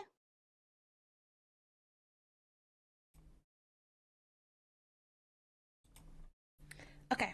So we're gonna while Nim gets out of there, we're gonna watch the last one. And then I don't know what we'll do after. We've only been streaming for about an hour and a half, so I don't know what we're gonna do, but we'll figure it out. Let me end this. Hold on. Maybe we'll watch more spooky stuff, guys. Should we watch more spooky stuff? I feel like we should watch more spooky stuff. I don't know. We'll keep the spooky vibes going, right? Marble? My game's not updated. I can't play Marvel Rivals, sorry. Yeah, my game's not updated. Hold on, let me move over here. Let's move over.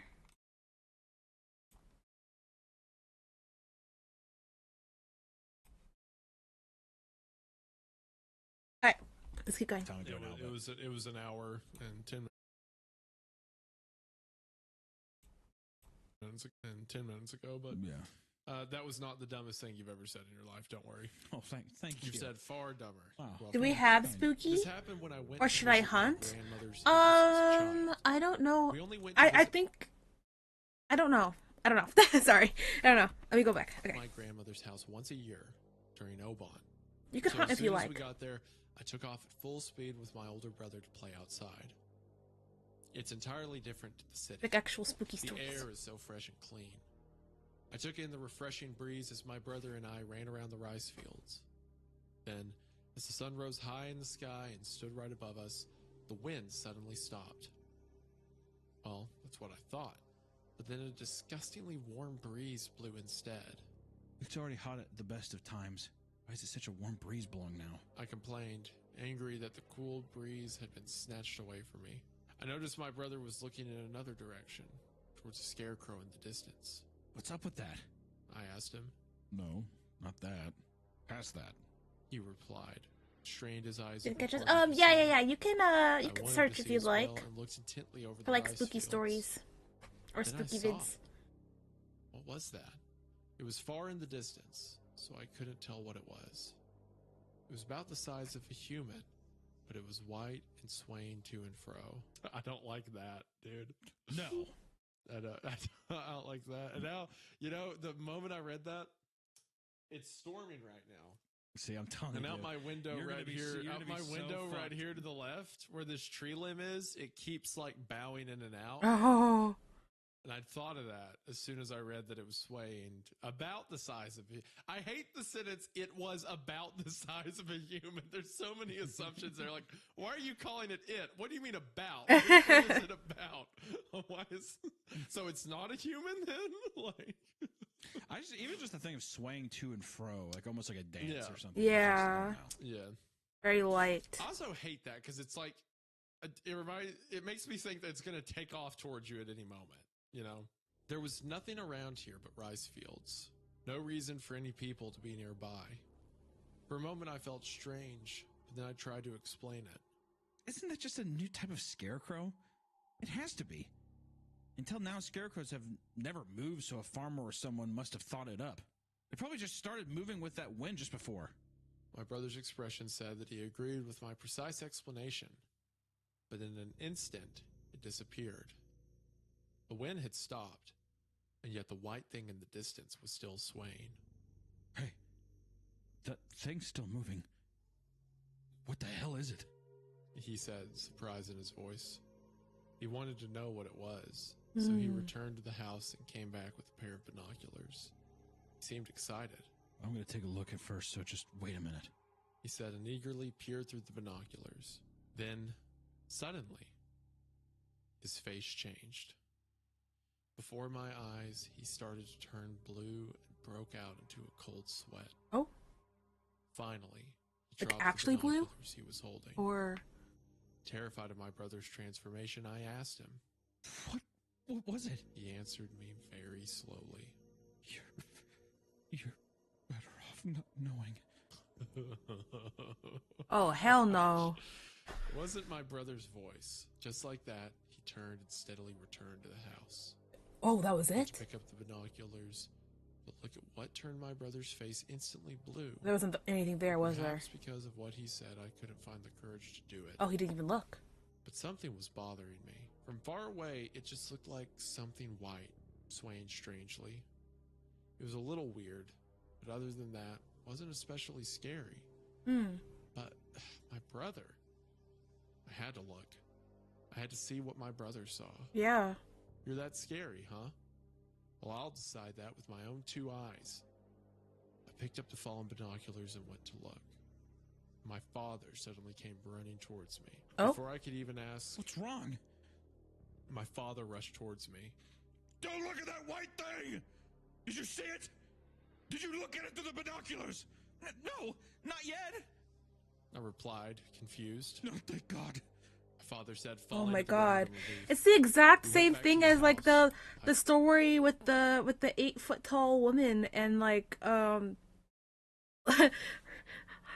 like if like your parent running up to you is like, no, don't look at it. Oh, thank goodness you didn't look at it. Thank God. Okay, let's just move on.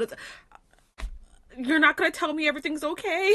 Like, oh God, I'd be so terrified. Thanks for the hydrate and the head pets, Kaz. I will hydrate it. When we got back, everyone was crying. Is this because of me? No, not me. When I looked closer, I could see my brother laughing like a madman. Oh God, he went crazy. He was moving about like that white thing.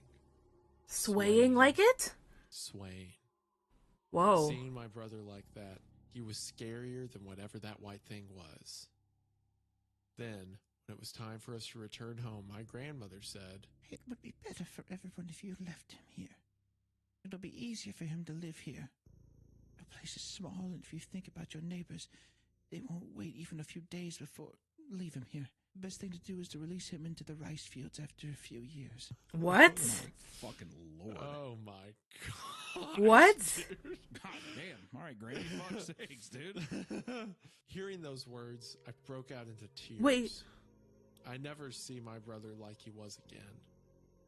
Even if we came back again the following year, that wouldn't be my brother.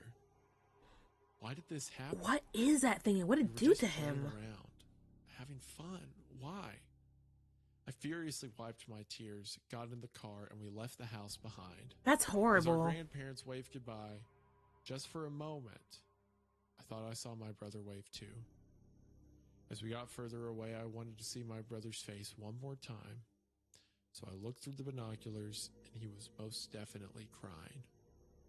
His expression was that of laughter, but it was the first and last time he would smile so sadly again. Oh. Then as we turned the corner and I could no longer see him, broke out into tears once more, not taking my eyes away from the binoculars. One day you'll come back, right? I thought. I looked out over the green fields while remembering and missing my brother. Then, while I was thinking about my brother, I looked through the binoculars. That was when it happened. I saw the thing up close that I knew I should never see. Oh no. And what a great one, man. Oh, that's it? No. That got me. No! It's like Wait, no, I want the more. thing in the field. So there's a recurring thing in a lot of these stories about like adults knowing something that the kid's exposed to, you know? I just like never And then panicking or having to do something to help. never fully given the reader the full gist of the story, and just kind of coming in on a random moment is just so fun. Honestly, I think that's a great one to end on. Wow. I think that's a really, really fun one. I really like a lot again. I'm like on the edge of my seat, like, come on. Japanese have so much weight behind them. There's Wow. so much truth, and a lot of them are just so brutal. Like the train station to hell, or that takes you to the afterlife, and Tomino's hell, of But course. kind of like to bounce off of that, like, these creepypastas didn't really need to do much. Like, they're, some are vague, but most of them are a very simple concept, but is just so heavy in, like, delivery as well. So I don't even know. It's They're really classic. great, You also though. have stuff like the one we just read, where it's something unspeakable in the fields, or What are the options, Squire? that the Hashaku-sama does, where it's this tall woman.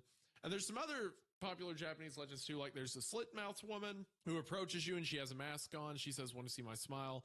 And she pulls it down and her face is cut off. Heard and of she that kills you. one. There's the other one, the Teke, which is the woman who, if I believe in most regards, was run over by a train. Or someone threw Whoa. her on the train tracks that she was run over. So she's just an upper torso with arms. Well, that's that, like, crazy. Chases you down the road at night, but she can move really fast. There's so Ooh. many really brutal ones. It's interesting how you can take these horror concepts. A lot of them are And women. do so much with them that makes them so much more than just the Just initial realizing that. scare or premise. Like the white thing in the field, like the white swaying thing in the field's enough, but then seeing what it does to the brother and things like that, terrifying. Yeah. Like, dude, it's like you said earlier, if there's one group who knows how to keep you up at night, it's the Japanese. Just so much good shit today. Beautiful poetry. Also, I will say, I am very, very curious to keep reading Tara's work. Tara A. Devlin, once again, we'll link her Amazon shop or just some Okay. books or whatever. I think that's the end of this one, so I'll stop it here. But yeah, what else? What else we got to record or to react to? Choir. Hold on, let me also move this around.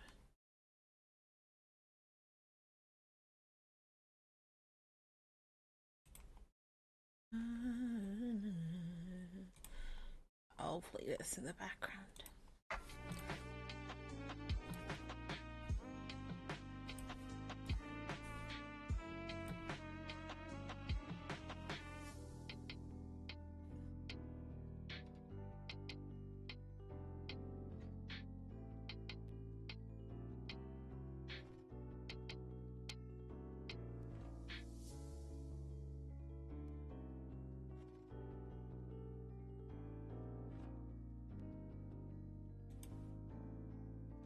Oh, did you put them in Discord? Okay, hold on. Okay.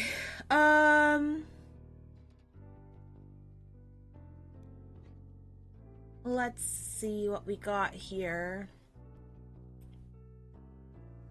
Ohio Frogman? The most explainable cryptic, probably. Do not enter the water. Oh, okay. That one's an interesting sounding one. The terrifying hybrid that stalks the Indonesian jungle. This doesn't feel like a hoax. And beware the Wendigo.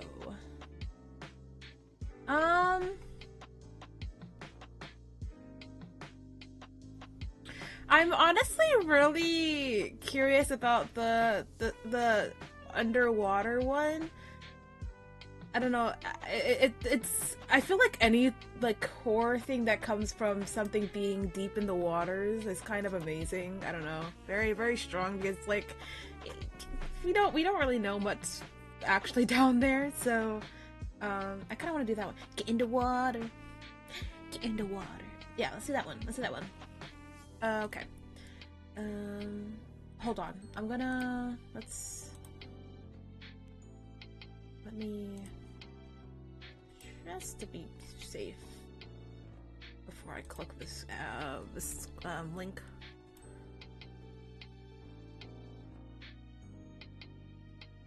Far away in the frozen. Okay.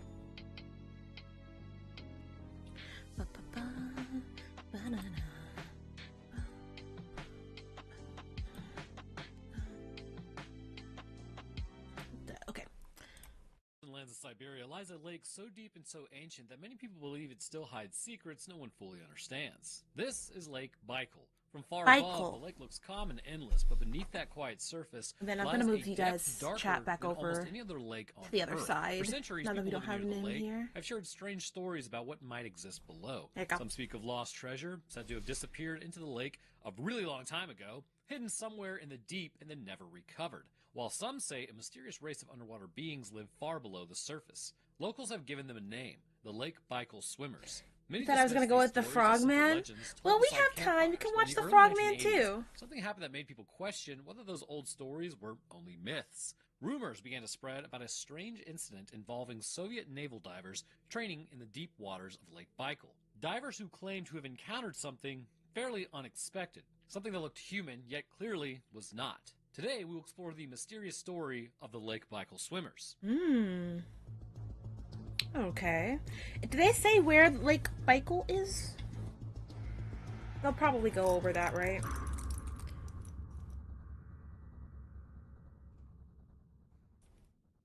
Lake Baikal is not an ordinary lake. It lies deep within the wildlands of southern Siberia. Thank you, not far Siberia. From the border of Mongolia. Okay. For much of the year, the region is cold, remote, and difficult to reach. Snow blankets the forests in winter, and icy winds sweep across the open water, obviously, during the winter. It's also probably still pretty cold there during the summer. But what makes Lake Baikal truly remarkable is not its size across the surface, but its depth. Scientists have measured parts of the lake in heathen units that plunge nearly 1,600 meters down, or in the Lord's based units, 5,249 feet. That makes Lake Baikal the deepest lake on Earth. Wow. It holds more fresh water than any other lake on the planet. That's if all the rivers in the world suddenly stopped flowing, The water inside Lake Baikal alone could supply fresh water to the people for many years. See, and Yet this is exactly like the crazy part that I'm talking about. Like, researchers this is... have discovered more than 4,000 different species of who plants knows and what's animals down there? living in and around the lake. What surprises scientists Like, at the even bottom. more is that many of these life forms exist nowhere else on Earth. They have evolved here inside this isolated lake over millions of years.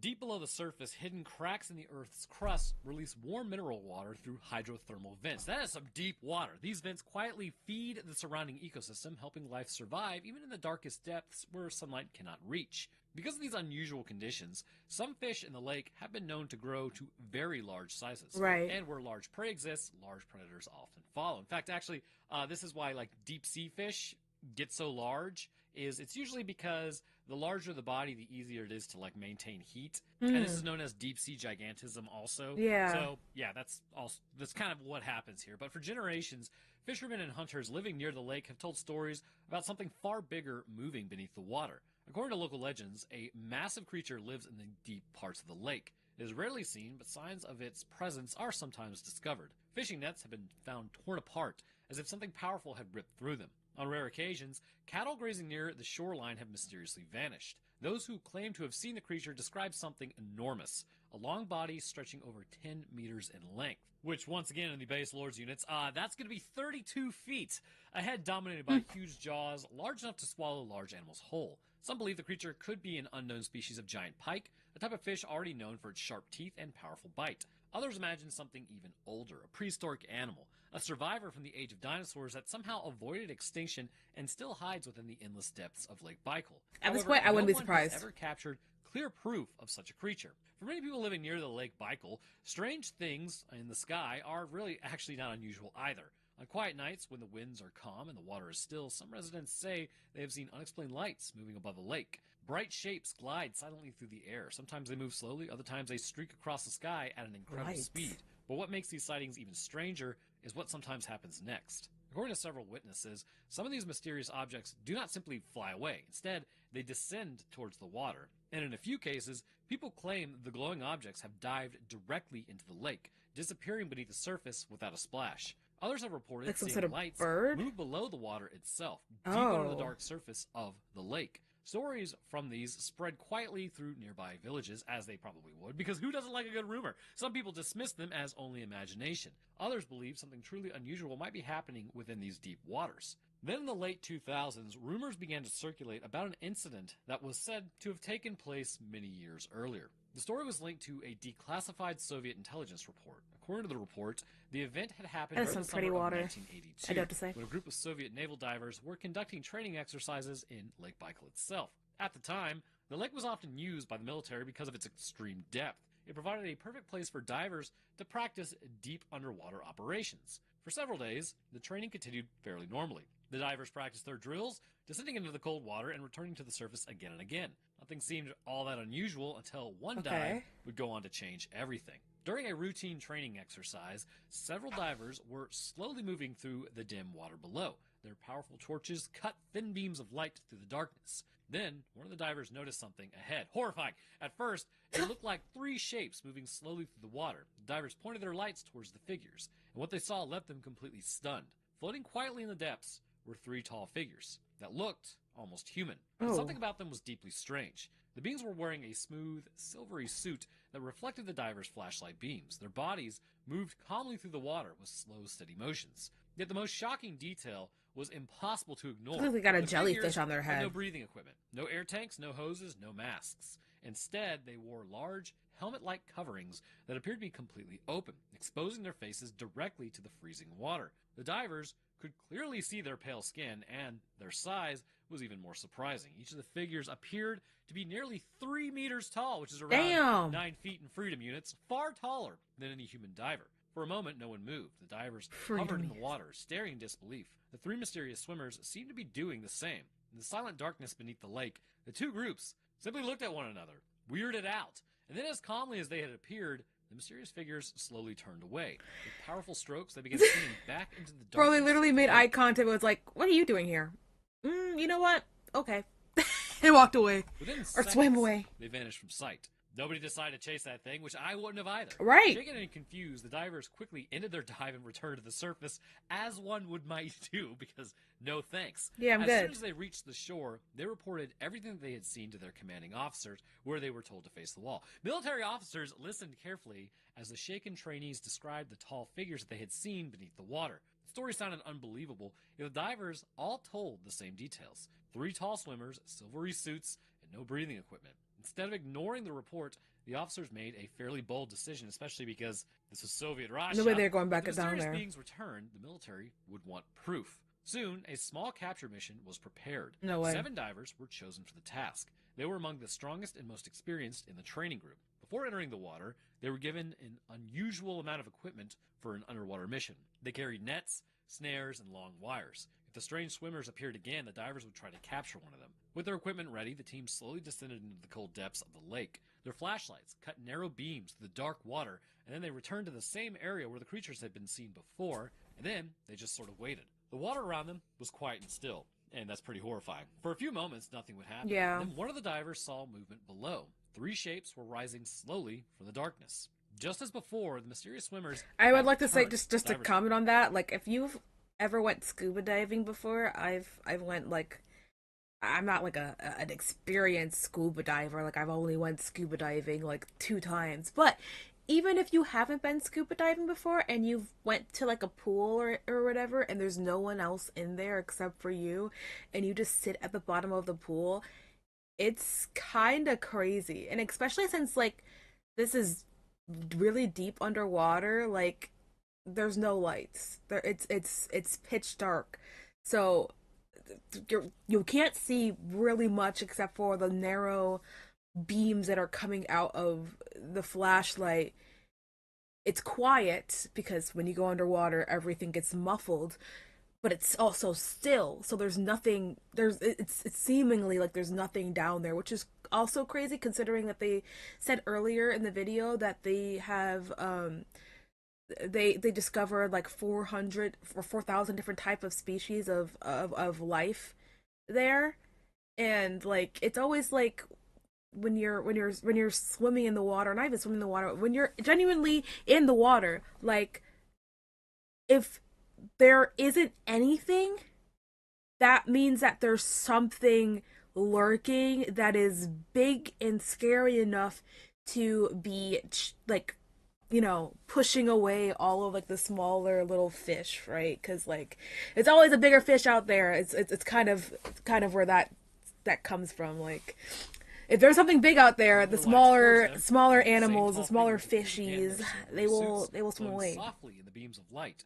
they moved through the water with calm, steady strokes, showing no sign of fear. For a moment, the 2 groups faced each other once more, but this time the divers had orders. One of the instructors slowly moved forward. In his hands, he carefully unrolled a wire snare, preparing to cast it towards one of the strange swimmers. That was when everything would change, because obviously, a 9-foot-tall being probably doesn't want to be captured. Yeah. One of the tall figures suddenly reached towards its side. In its hand appeared a small metallic object. The creature raised the device and pointed it towards the divers. Oh. A powerful underwater vortex formed in an instant. Oh, hell The no! water twisted and roared around the divers like a spinning storm. The divers struggled to hold their positions, but the force was too strong. The swirling current grabbed them and hurled them upward through the water. They were pushed towards the surface with terrifying speed, and within seconds, the entire group burst out of the lake. At first, it seemed like they had survived. That creature said, "I always got the real that thing danger on had me," only and just literally begun. shot him. Because the That's divers had been crazy. forced Up to into the rise air. from the depth of this water too quickly, inside their bodies, dangerous pressure changes began to take effect. One by one, the men started showing signs of severe decompression sickness. A condition called the bends. This is basically when the nitrogen in your blood starts to boil. Their bodies tremble. Oh, and I should probably tell you why. The reason it starts to boil is when you are at that depth, the air that you're breathing, all of that nitrogen is actually pushed into your blood, and then it starts to come out when you don't, like, you can outgas it usually if you, like, get slowly to the surface. You just kind of breathe it out of your blood as you go up. But if you come up too quick, it doesn't have time, and then that obviously can start causing issues and rupture blood vessels, and it's very painful. But their bodies trembled. Some struggled to breathe, others could barely move. But despite the desperate efforts of their fellow soldiers, the situation would quickly become tragic. Out of the 7 divers who had entered that lake that day, 3 did not survive. Holy the remaining crap. divers eventually recovered enough to speak about what had happened, and every one of them told the same story. Deep beneath the dark waters of Lake Baikal, they had encountered 3 mysterious swimmers, and those swimmers had They probably defended got themselves interviewed. with power that no one could explain.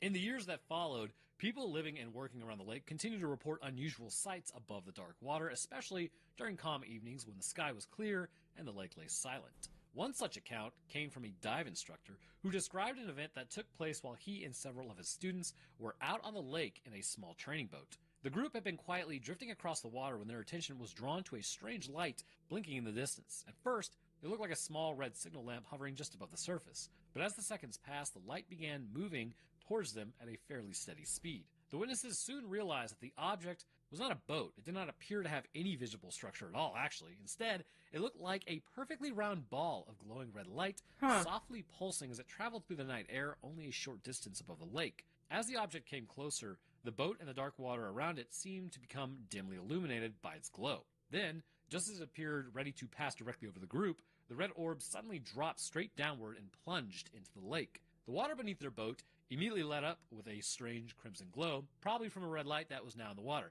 as if the hell entire no. lake below them had turned into liquid light. The strange object remained beneath the surface for only a few seconds before bursting back out of the water again and shooting high into the sky, vanishing into the darkness above the distant mountains before anyone could understand what they had just witnessed. Aliens. Another story would surface from local residents named Sergei Kitchev, who described a moment equally puzzling and difficult to explain. One quiet evening, Sergei had... Did I say Sergei? His name is Sergei. Anyways, he had been inside his lake house home when his young son called out to him on the balcony and looked at something unusual happening over the water. And Sergei then stepped outside and looked across the dark surface of the lake. He noticed a bright orange light hovering just above the water in the distance. The object remained still for a moment, glowing softly against the night sky, before suddenly shooting straight upwards at incredible speed. Moments later, the same light slowly descended back down in a perfectly straight line, stopping at almost the exact spot where it had first appeared. As Sergei and his son watched in amazement, a second identical orange light suddenly emerged beside the first,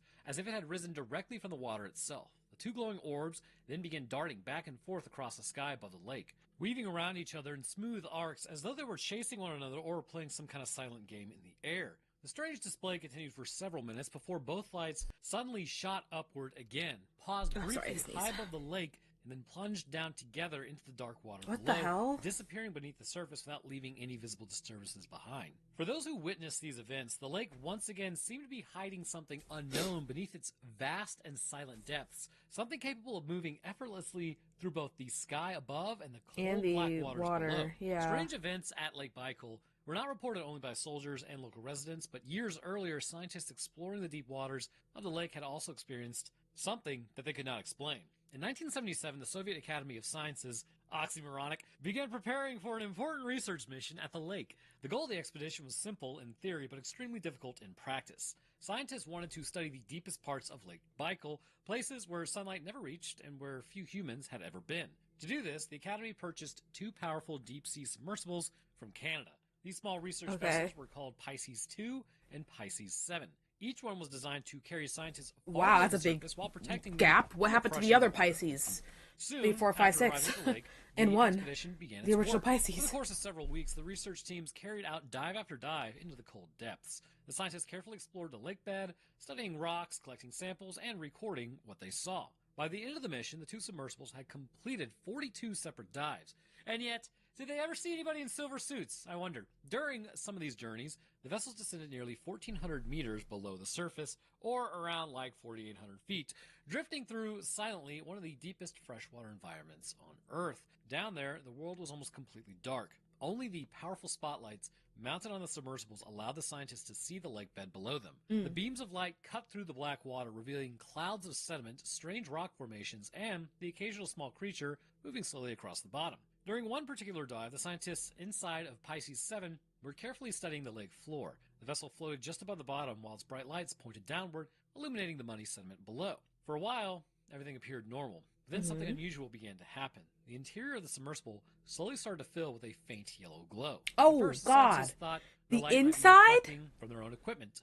But as the seconds passed, the glow became stronger and brighter. They in Researchers there? looked at each other in confusion before turning towards the small viewing windows of the vessel. Outside, something was moving. Oh, above them. outside. A large yellow light was passing slowly over the top of the submersible. It was not flashing or flickering like a normal light source.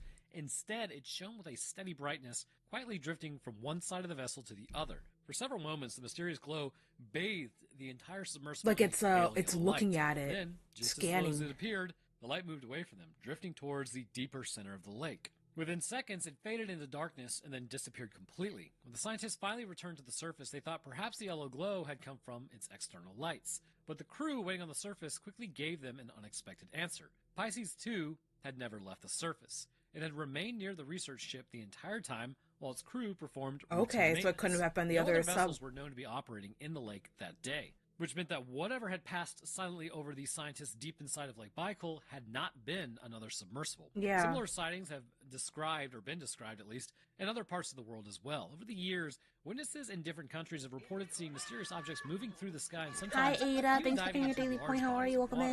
in. These accounts have led some researchers to wonder whether the deep oceans and lakes of our planet may play a larger role in the mysteries of this planet than people once believed.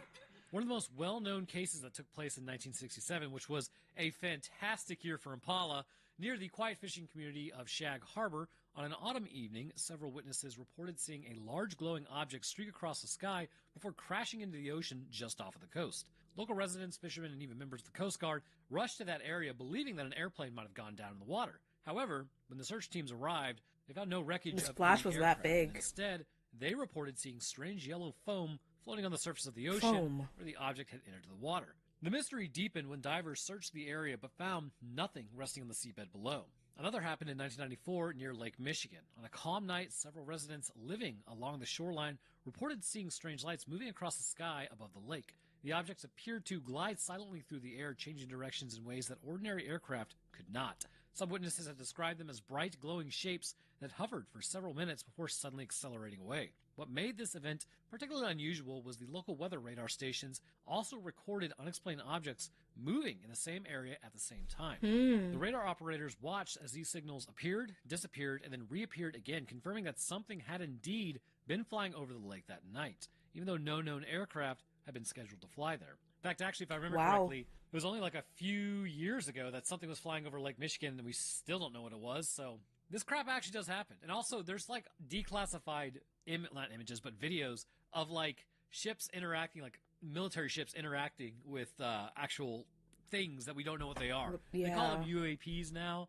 unidentified aerial phenomena, I think it's called, but Whatever. UFOs. They're Anyways, UFOs. reports like these have continued Right. to appear over the years. In more recent times, some former members of the United States Navy have spoken publicly about unusual encounters. See, according to these accounts, advanced radar systems and trained observers detected objects moving at high speed above the ocean before suddenly plunging into the water without slowing down. Even more surprising, some of these objects were later tracked, moving rapidly beneath the surface, traveling through the ocean in ways that no known submarine technology could easily explain. When stories like these are placed side by side with the strange events reported at Lake Baikal, they begin to form a larger pattern. Witnesses around the world have described mysterious craft that appear capable of moving effortlessly through both air and water. So the strange events reported at Lake Baikal have puzzled people for many years. Because these stories sound so unusual, many different theories have been suggested to explain what might actually be happening in the deep waters of this ancient lake.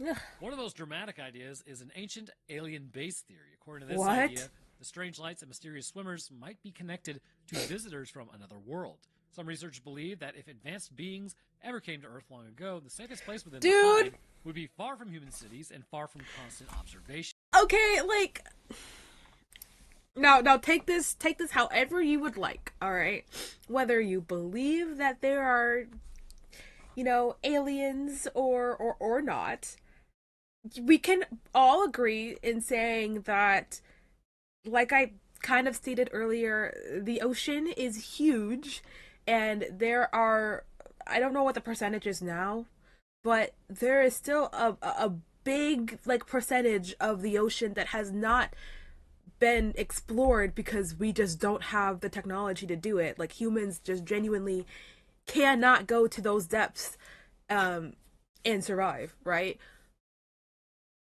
Anything can be out there, all right? And I honestly Dude, if I was an alien and I had insane technology that humans do not have, all right?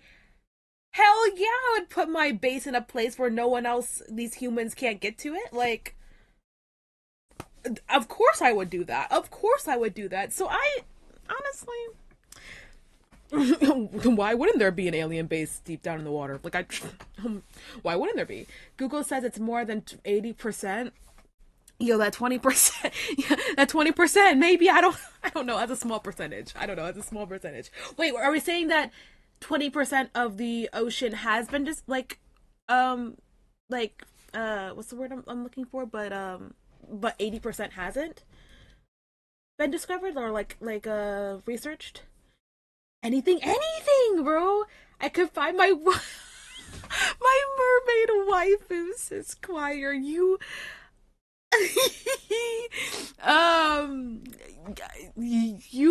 may find, your mermaid waifu, but it just the mermaid waifu that you might have in mind may not be what you find. Yes, 80% of has not been explored. Okay, so 80%, bro, there's no way that there's not something out, bro. I'm just yet again, just put it out there, just putting it out there. You could believe me or you can't believe me, or it was whatever. You can believe whatever you want, but I'm just saying, we can all agree that in that 80% of things that has not been explored, there is something out there. Okay, moving on. Deep oceans and isolated lakes of our planet would offer the perfect cover.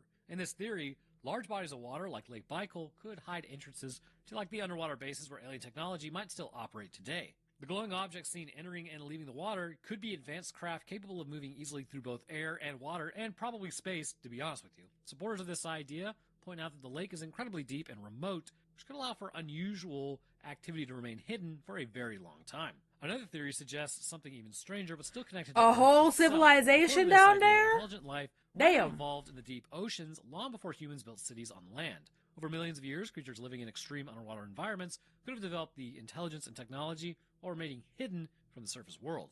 In this theory, the tall swimmers seen by the divers might belong to a secret civilization that lives deep beneath the water, far beyond the reach of normal exploration. The suits the beings were wearing Let me move protective in, equipment designed for travel outside their natural environment. Some people imagine that such a civilization might actually want to avoid contact with humans and only appear briefly when their activities bring them close to the surface. Probably because they just don't like us. It would be like if we're get out. Millions of years in the future and humanity is like completely awesome at this point. Are we really going to want to hang out with the orangutans who, just figured out that the coal can be burned? Probably not. No. So another theory focuses on the strange flying objects that have been seen refueling. Some researchers believe that unidentified flying objects might not always come from distant planets, but could instead be advanced machines using Earth's water as part of their operation. This is often called the refueling theory. In this explanation, the glowing objects that dive into the lake may be using water to cool tired of it up here. their energy systems or collect materials for travel. Because lakes and oceans cover most of the Earth's surface, they would offer many hidden places for such craft, which they could operate without being easily noticed. Supporters of this theory believe that the lights might be seen like moving above and below the waters, and that could actually be like part of this mysterious vehicle performing what would be considered routine activities. While these theories are fascinating, many scientists and investigators believe the explanation may be far more ordinary. According to a skeptical explanation, the entire story could have begun with a tragic training accident. Deep water diving is extremely dangerous, and surfacing too quickly can cause severe decompression sickness. That is true. The bends. And if the divers in training exercises rose to the surface too fast, it could explain why several of them became seriously ill and why some did not survive. In the confusion and fear that followed the accident, details might have been misunderstood or exaggerated as the story spread from one person to another. Over time, a simple training tragedy could slowly transform into a much stranger... You can be as skeptical as you want, but I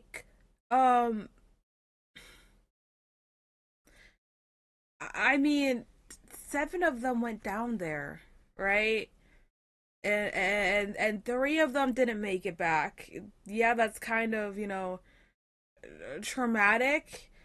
But you can't tell me that 4 of those people who were in the military, the Navy, whatever they were, right?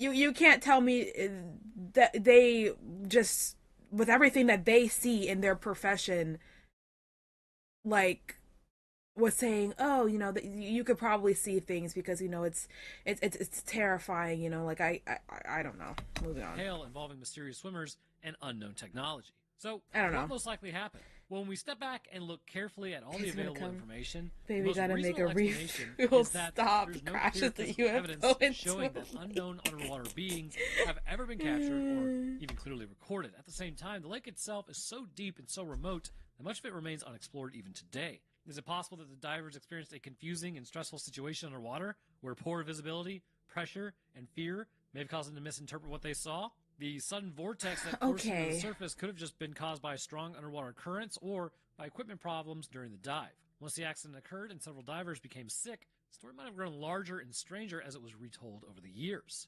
Okay, I'm kind of adding on a little bit from what I was saying earlier, Onya. Like, maybe because of the pressure they started like having a little bit of hallucinations. That could be the possibility, but dude, I don't know, Nia. I don't know. All of four of them having the same misinterpretations of what happened, and all four of them, although they could have, you know, have hallucinations, having the same one. I don't know. Unless they were like, one person was like, "Yo, I saw this," and then the other three was like, "Okay, I believe you. That's what happened." But they're they're not middle schoolers, you know. Like I don't know. Moving on. The reason the truth is difficult to confirm is the lack of reliable records. During the Soviet era, many military incidents were kept secret, and official information was rarely shared with the public because, I mean, they were beefing with the U.S., so the less anybody knew, the better. But if reports about the Lake Baikal divers were ever written in detail, they may have still been hidden inside classified archives and may have never been released at all. Because of this secrecy, historians and researchers have kind of little documentation to examine to kind of back up any of this stuff. But despite the uncertainty, strange sightings around Lake Baikal have continued to appear from time to time. People still report glowing lights above the water, unusual objects moving beneath the surface, and even mysterious shapes that resemble large humanoid figures. Whereas these sightings are caused by a natural phenomenon, misunderstood observations, or something truly unknown, remains impossible to say for certain. And so the mystery of Lake Baikal remains open. And somewhere far below the quiet surface of the world's deepest lake, the truth may still be waiting to be discovered. Oh, for sure. Always, it definitely is. Break in here. So let's start from the beginning, shall we? Yeah. One of the things I think to kind of, I don't know, either it might support things, it might not support things. I guess it really just depends on what you want to believe. Sorry, I'm stretching as I do this. So relate to the stories. What did you miss? A lot. This is the end of the episode or the video, but basically, there's this lake, near, like near Russia. I'm pretty sure. Yeah, right. And it's like the deepest lake on Earth, and there have been sightings of creatures that look somewhat like aliens, you know.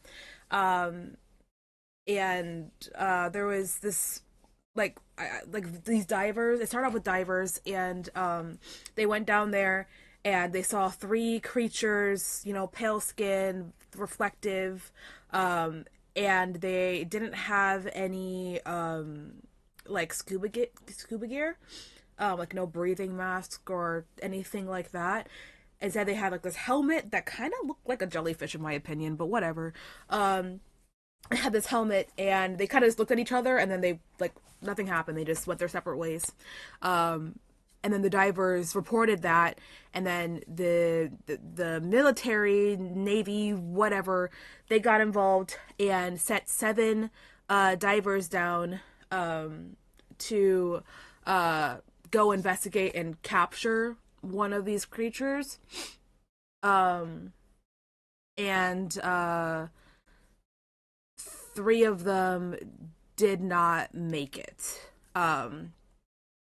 Like they encountered the creature, and when they tried to catch it, obviously the creature was like, nuh-uh. And they claimed that one of them literally pulled out some sort of device that shot out like a mini water vortex. This person, you know, put it better in better words. I'm not the best storyteller, but I'm trying to do this kind of quickly. But like a mini water vortex that like quickly pushed them up out of the water, and then they had like some condition called bend, I think it's what it was called. Yeah, so that happened. And then they sent a like 2 submarines down there, and they were seeing lights that were coming out of the water, going into the water, and yeah, stuff like that. Stuff like that. Yeah, okay, hold on. I need to scroll up on chat. I haven't seen chat in a bit. Town life shit. How deep underwater were they? I don't recall. Was it 4,000 meters? 5,000 meters? They were pretty deep. It's the deepest, literally the deepest like lake in the in on Earth apparently. And they didn't even go down like all the way, I don't think. Or no, they saw the bed. They did see the bed. So yeah. But there are deeper parts of the pond or lake from what I could tell. Yeah, that's what they were saying, that it could be hallucinations. But all 4 of the surviving people having the same hallucinations was something that I was questioning. But yet again, like this guy said, you know, the story could have morphed over the years, as it got told from like person to person. Those Russians, they drink all the vodka for this shit. Mermaids use water pulse. Vent is the most common term for what happens when nitrogen. Yeah, that's what this guy was explaining as well. Yeah. Yeah, so it is possible, but like for all 4 of them to have the same hallucinations, and for, you know, 3 different parties of people to have seen the same creature, I don't know.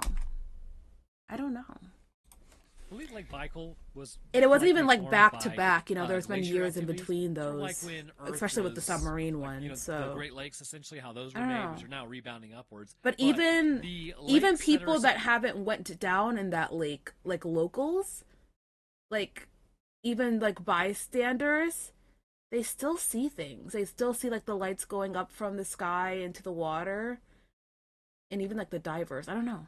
I don't know what it could be. It could be anything, but it still is pretty interesting. Water as time passed by.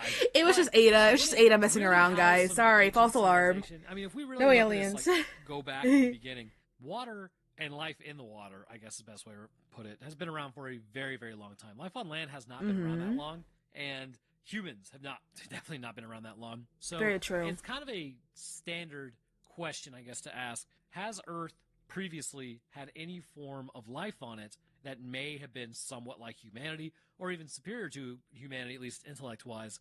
Because Earth very likely has been able to do it several times. Like, if we were able to come about just by probability, based on evolution, or theory of evolution, that's what it says, that we came about by probability. Then, by probability, there's probably other species that could have done the same thing. Yeah. So I guess the question is, that is fair. Is it possible that something else came before us that was actually in the water? And if they're 9 feet tall, the answer is probably yes.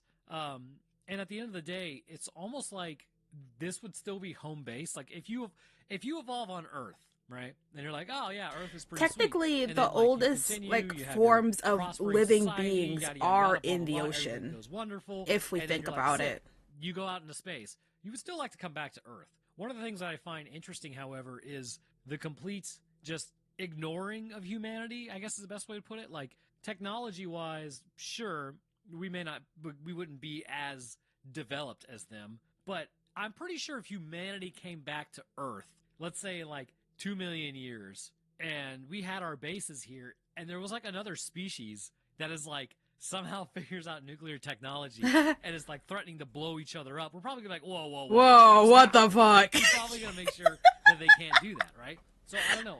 The species, it's interesting how little it seems That's actually to kind of funny to with think humanity about overall. So I'm not really sure if a species that came from the water, why they would choose Lake Baikal. I mean, I know it's like darker, but why not just choose the ocean, right? If you're from the ocean, very likely from the ocean, and you're used to deep sea, there are so many more places to go than Lake Baikal. It's just very strange. I think, honestly, this was around the time when Americans and the Soviets were all lying about everything to try to confuse the other side. And if maybe the Soviets were like, hey, we want to make the Americans concerned that we're talking to this super advanced species of 9-foot tall mermaids. So That's we're such a just gonna dumb make up a story lie to make and just up. say that's what happened. And then we're going to release it. But then yet not make an again, official our report of history it, is so it's not pretty like, dumb, oh, so, you know, yeah. this is what we're seeing. It's sort of like the Moorbach werewolf, I believe. It was one of those situations that it's not really recorded so much. It's recorded anecdotally, and like obviously people have written it down, but there was no official report on what it is. It's very unlikely that the Soviets really have an official report on what they were doing either. But hey, you know what? Again, if the Americans think that Sorry, give me 1 second. Or we're discussing information with a highly advanced species realized that's, that was again, still up. 9-foot tall mermaids, then you know what? Let them think it, because it's just going to concern them. It really was super petty back in the day. Like, I need you guys to understand, like, the Cold War, as terrifying as it was, especially for people that lived during that time frame, there was literally... There was a town, I forget where it is. I think it's in West Virginia. I forget the name of the town. They would have to basically take a side road that was an hour and a half to get across this river. So they petitioned the American government to actually build a bridge so that they could get to this road without having to drive an hour and a half. The American government said no. They're like, we're not really interested in building a bridge. So they contacted the Soviets, and the Soviets were like, we'll build a bridge. Just to get a dig at the U.S. And then the U.S. realized, oh, crap. So then, like, they're like, we don't want Soviet money building this bridge, so we're going to actually build it ourselves. So freaking dumb. It was Like, come on. So this type of stuff, it doesn't surprise me at all. But anyhow, I want to hear what you guys think. If you think this is real, let me... I was pretty vocal. I was pretty vocal throughout the whole video, so I don't think I have anything to say. But, we will watch another video, since Choir thought we were going to do the Frog Man, we will watch the Frog Man. Let me just heart these so I know that I actually watched these. Driving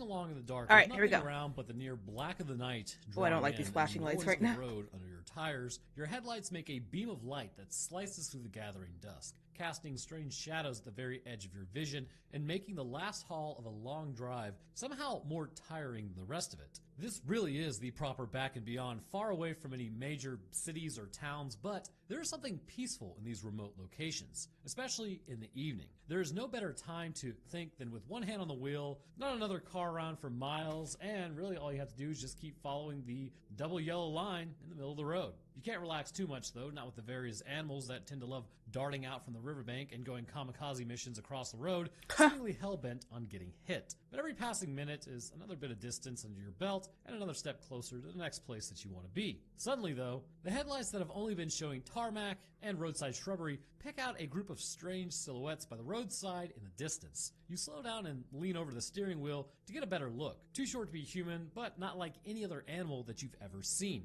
A group of them, all standing on their hind legs, all turned towards to look at you as you roll towards them in your car. Every one with distinct leathery skin and a frog's face. It takes less than a second for you to try to understand what you're seeing before you decide that the best course of action is to floor it past and never come back this way again. As you speed past them and look at them stood there in your rear view, the only thought in your head other than what on earth have you just witnessed is the fact that no one is ever going to believe you. Yep, literally. Okay, literally, that's exactly what I would do. I don't know, if I were to see a frog man on the side of the street, I'd be like, well, okay. I live in New York, so I'm just like, okay, whatever. Moving on. But if I were to seriously have seen a frogman on the side of the street, I definitely would be like, what the fuck? Like, what the hell was that? I'd definitely be looking in the rear view.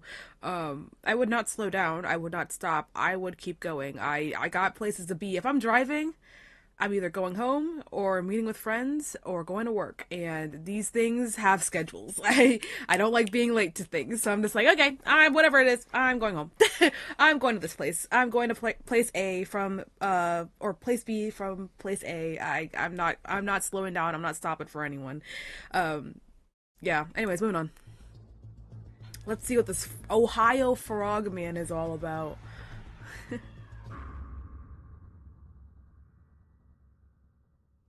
The Loveland Frogman. Claremont County in Ohio is the location for today's story, where Claremont we find County. the first I don't think I've been of what there. would end up being several Maybe I witness drove accounts through, of but something that seems to defy rational explanation. The introduction of this video was a fictionalized version of the account given by a businessman in 1955 as he was driving through Branch Hill and would report the first known encounter with the Frogman. Yes, the Frogman. The area where all of these encounters actually just take place is just outside of Loveland, Ohio, and is the reason that they would be given their name. Also, why is everything bad always happening in Ohio? The description that he gave would result in a bit of interest from the local community, but as the story spread, more similar occurrences would be reported, and the tale of the Loveland Frogman, or Loveland Lizard, became an important part of local culture. But it does what kind of look like a exactly was lizard, spotted doesn't it? that first night, and how did the story manage to not only endure for multiple decades in the meantime, but actually seem to grow and spread far beyond its relatively humble beginnings? And what explanation, if any, can we give that would explain these encounters in any reasonable way? Well, let's head over to Ohio, which is not a threat, believe it or not, and find out what was going on. The first reported sighting of the Frogman occurred in the 1950s. While the exact details have been rendered a little murky by the passage of time, most versions feature a businessman driving in the late evening somewhere in Claremont County, Ohio. In most versions of the story, he spots 3 creatures by the roadside, each of them standing around 4 feet tall. They were all standing upright on their back legs, as well as having leathery skin. They all had faces, as he described, as being exactly like those of a frog. In some retellings, the mysterious trio are located around the bridge, partially hidden from view in the gloom of the darkness. Other versions have one of the frogs shooting sparks out of a wand from above their head. All right. Excuse me? This original sighting in story is the one that we described in the introduction, because the second one sounds, I don't know, even a little more ridiculous. And the fact that many of the aspects of it are vague and non-specific are testament to not only how long ago it happened, but also how the story became somewhat of a local legend and myth. The small iterations and changes in the location, the non-specific road that was given, and the venue of the sightings all appear to have altered slightly over time with each retelling, as the tale was just passed on and on and on, which is pretty typical for any human tale that has ever been passed on ever. And there's every chance the Loveland Frogman might have stayed as nothing more than a quirky local story if it wasn't for a second notable incident nearly 20 years later that brought fresh attention and intrigue to this subject. It would be March of 1972 that a local officer named Ray Shockey, that's his real name, would ignite interest in this local legend that is just completely bizarre. It was not long after midnight, and he was driving along a riverside when an animal ran across in front of his vehicle. He got a clear view of it, lit up his headlights before it clambered over the rail, and then headed back towards the river. In his later description, much of the creature really kind of seemed reminiscent of the Frogman. It was described as being between 3 to 4 feet tall, weighing an estimated 50 to 75 pounds. As well as its leathery skin that had been reported in the original sighting, he also reported that the creature crouched like a frog before making its escape. And there wouldn't be long of a wait because another sighting by a local police officer would take place. This time it was Mark Matthews, a little bit more of a normal name, and it was a fortnight after Ray Shockey's reports. In his versions, Matthews was driving in the same area as Ray had been when he saw a similar animal crouching by the roadside. Taco has finished our work, however, man. the Taco officer out. reacted Great job, by Taco. shooting it. After he hit How's it, he it look? recovered the Good? carcass and then took it with him in order to show his colleague, because there was no way anybody would have believed him, and his colleague would confirm that it was the same thing he had seen a few weeks previous. And while the interest in the subject seems to have been intermittent in the meantime, spiking up when there was, fresh sightings, it has persisted. I mean, they shot it and got its body. Okay, so, I mean, that should be pretty open and shut, you would think, or at least one would think, but continuing on, So the physical descriptions, there are some characteristics or abilities of the frogman that seem to actually be consistent across all the encounters, but it really shouldn't matter because we have a body. But people have held on to them throughout the years. They are said to be dexterous enough to use sticks, or at least in one case, wands, and were said to use their abilities to create sparks out of nothing. Basically, they're Murlocs from World of Warcraft. One of the most recent encounters was in the year 2016, and this time, there was even a video evidence captured to somewhat bolster the claims. Teenagers were out playing Pokemon Go when they claimed to have captured footage. Sorry. It's just one thing after another.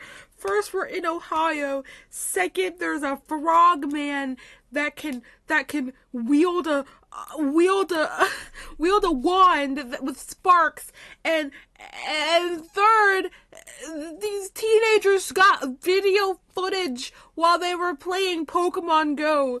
What?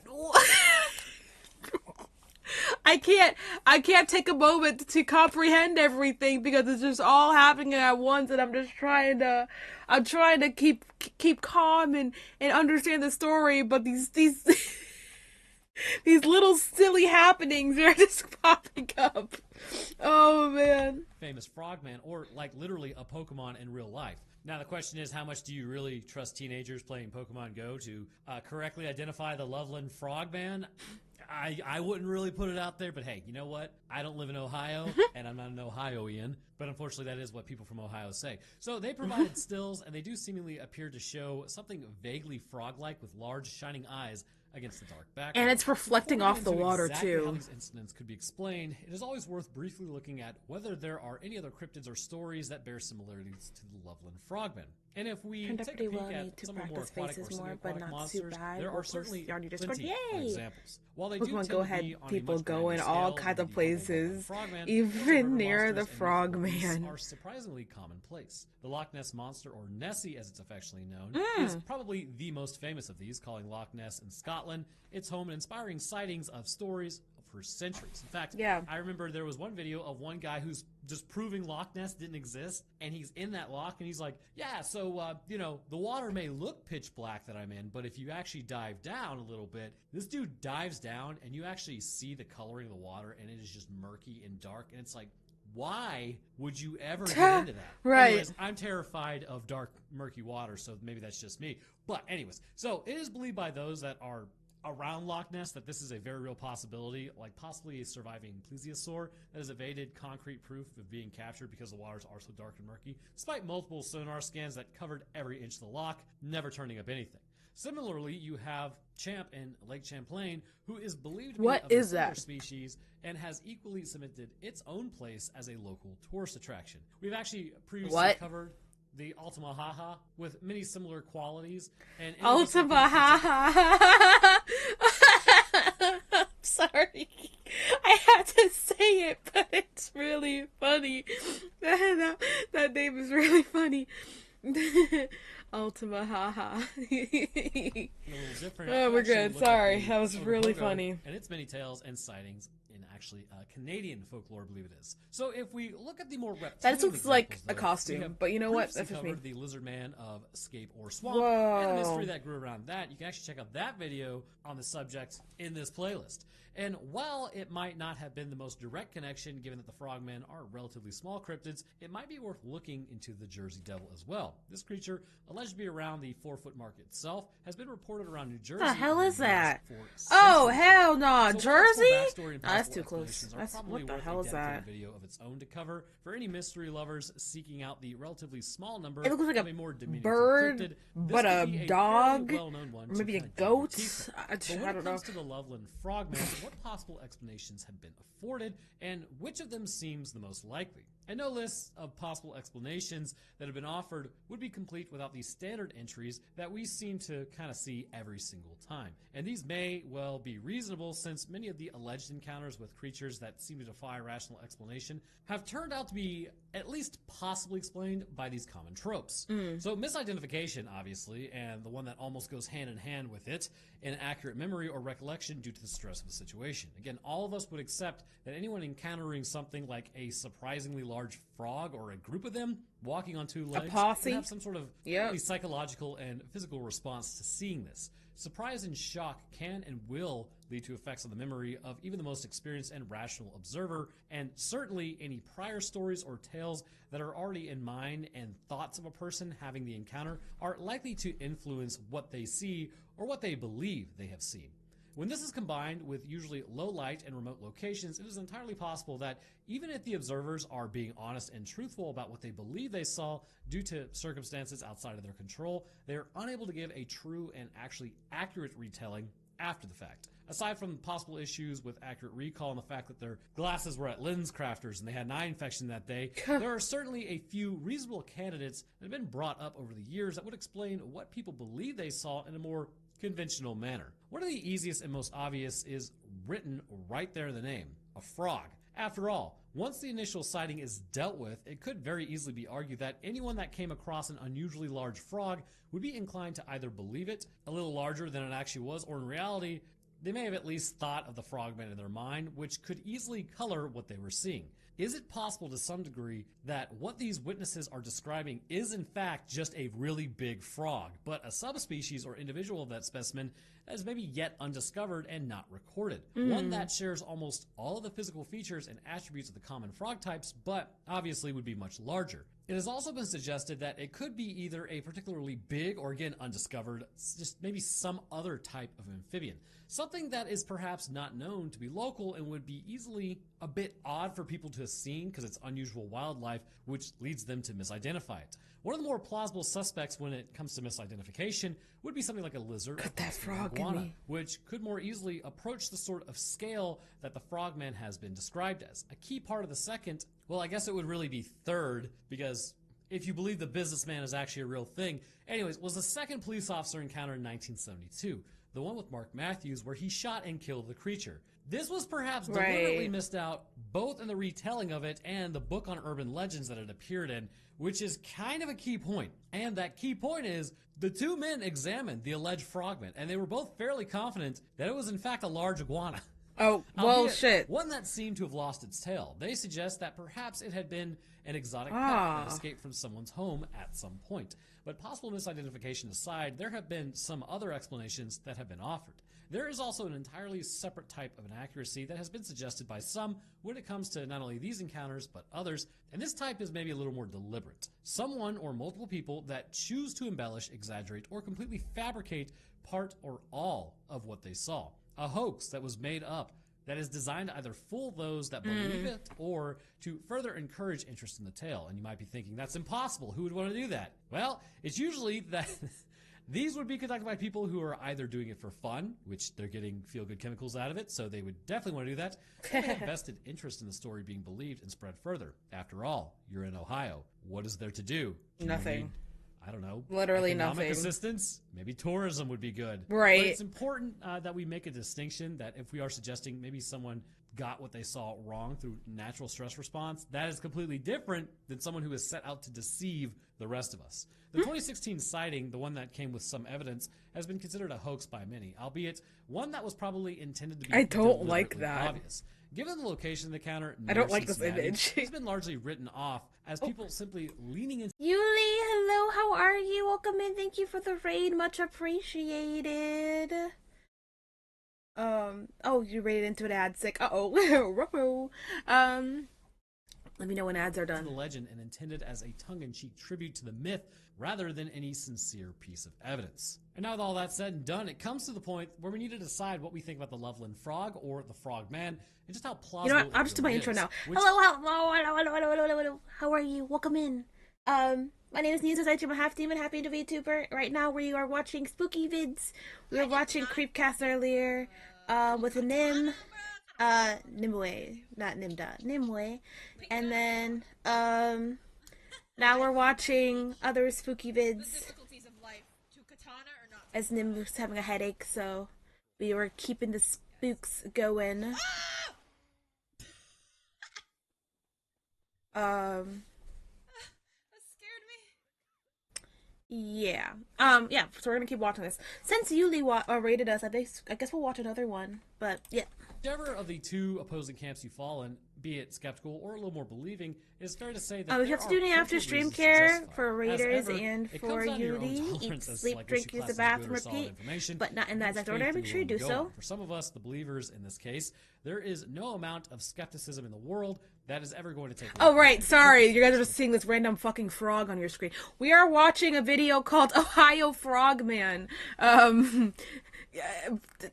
It's okay. So basically how it went the first time is, this guy or this person was driving on the road in Ohio and drives by 3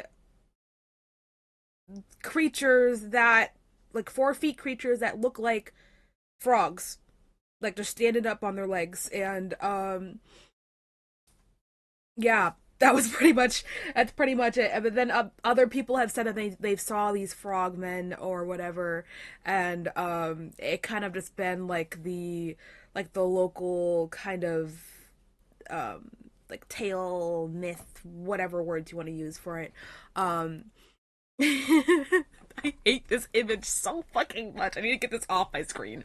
Yeah, people. There's even like someone that said that they literally caught one, like they shot one, and they analyzed it and literally just said that it was an iguana. It was just an iguana that lost its tail. So, take it. I don't think frogmen are real.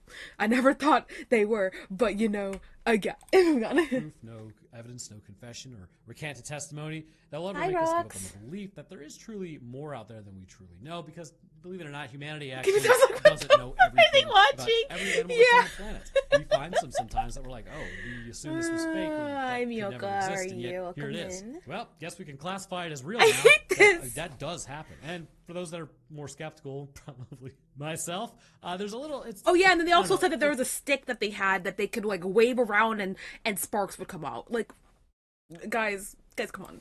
It's a little short of like cold or hard evidence.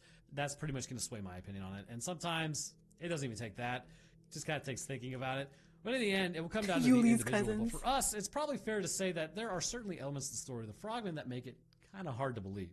Even the more ardent believer is forced to acknowledge that the existence of a 4-foot-tall frog to walk around on 2 legs would certainly be something surprising. And the testimony of 2 policemen, especially the part that seems to be conventionally left out in a lot of retellings, which is both essentially agreed it was an iguana, seems to point towards thanks for getting your daily point, much appreciated. Matthews, when he was interviewed about his encounter with the frogman, or about the frogman, more than 30 years later, would even claim that the reports were blown all out of proportion, and that he described the animal that he saw as being far more like his colleague's report than truly was to sort of back up his fellow officer to make him look a little more plausible. But equally, the fact that these sightings and the stories around them, they've still persisted. However plausible you believe some of them to be, for the best part of 70 years and beyond, it might mean that there could be something to it. Really, we need to take a look at the way that the local area has embraced the legend and the stories to kind of understand why this may be a possibility. And we're also going to talk about what I think what it could possibly be, but we'll get there in a second. But the way that they have fully leaned into the reputation, the region has been kind of existing off of these stories. Again, tourism. Dude, they're getting money. Exactly. They're getting their bank. They're getting their paper. With the unusual let them have their story. Let them have their story. Societies that are all dedicated to it. How much? Oh, I don't need something. Okay. It's really hard to gauge, but they have certainly Our not shied real, away yo. from taking on the intrigue and the interest that has brought at least this breath of fresh air into their town. And regardless of what we or even you may think on how likely these stories really are, the question we need to ask is this: what is that? May I ask? Really again, with all cryptids, does it really matter? To a degree, it could, because if something's breaking into houses and it's like, oh, it was the Mothman of Transylvania, it's like, okay, maybe not that. Maybe it's somebody wearing a moth suit. So while it would certainly be something groundbreaking and notable to the scientific community if some hard evidence were to emerge of the Loveland frog being real, like a real verified animal that was simply hiding out in the reaches of our understanding, it is fair to say it would not make a massive difference to the people who lived in the area. And while it's important to seek out the truth and to do our best that we can to verify just how accurate any of these sorts of stories and sightings are, there's also some value in myths and legends. When something as bizarre and unlikely as this is embraced by the locals, when it brings interest in tourist footfall to somewhere that might not see it otherwise, it really doesn't probably matter to the people living there or to the tourists that come to see what all the fuss is about. The underlying story is actually factual or not. And sometimes that in and of itself is enough. Of course, you Oh, have to hell remember no. you are stepping foot in Ohio. It's up to you to tread further. But there you have it. The story of the Loveland Frog or the Frog Man. Now, what do I think it is? I think it's important to kind of look at it from an economic standpoint as far as like what you're actually getting out of it. But what's also important to understand is giant salamanders do exist. And what I find interesting is giant salamanders, typically they don't live in the U.S. If I remember, like basically the salamanders here are, maybe like 6 inches. They're pretty small guys. However, they do have features that look similar to frogs in several respects because they are amphibians themselves. Now, they're longer. They don't really have like appendages that are going to make them stand or like look like they're standing up. But it's important to know if you do have an exotic pet, there is a species of Am I big into cryptids? Not. I don't know. I think they're fun. They're fun stories. I think some, to a certain extent, could possibly be real or could have been real at some point, but I really am. My brain on when it comes to like things like this is very open. It's very mindful. I know the certain extent to what could possibly be out there and what actually sounds like completely dumb, but honestly at this point I don't know. I wouldn't be surprised if some stuff that is out there that has been speculated to be real is actually real. Salamander called the giant salamander that is actually that thing is to East ugly. Asia, Sorry, South China, like a South I'm so China sorry. giant salamander. This thing is actually capable Ew. of getting to 5.9 feet long. Oh, so hell let's say somebody no. had one of these salamanders and eventually gets to the point where it's grown too big, they don't want to feed it anymore, and they're like, you know what? It's Ohio. Who cares, right? I'm going to go ahead and put this thing in the water and not worry about it. Oh, hell So they put no. a couple of them in the water, and I mean, that's just basically an invasive species at that point.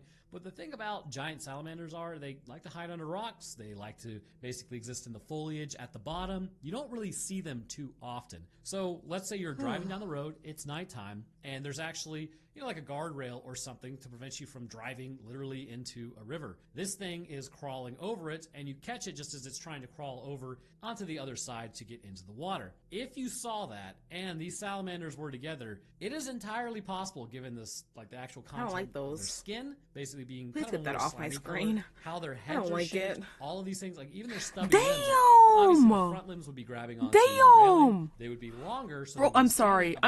That kid could absolutely get swallowed by that thing. That thing literally. Pause.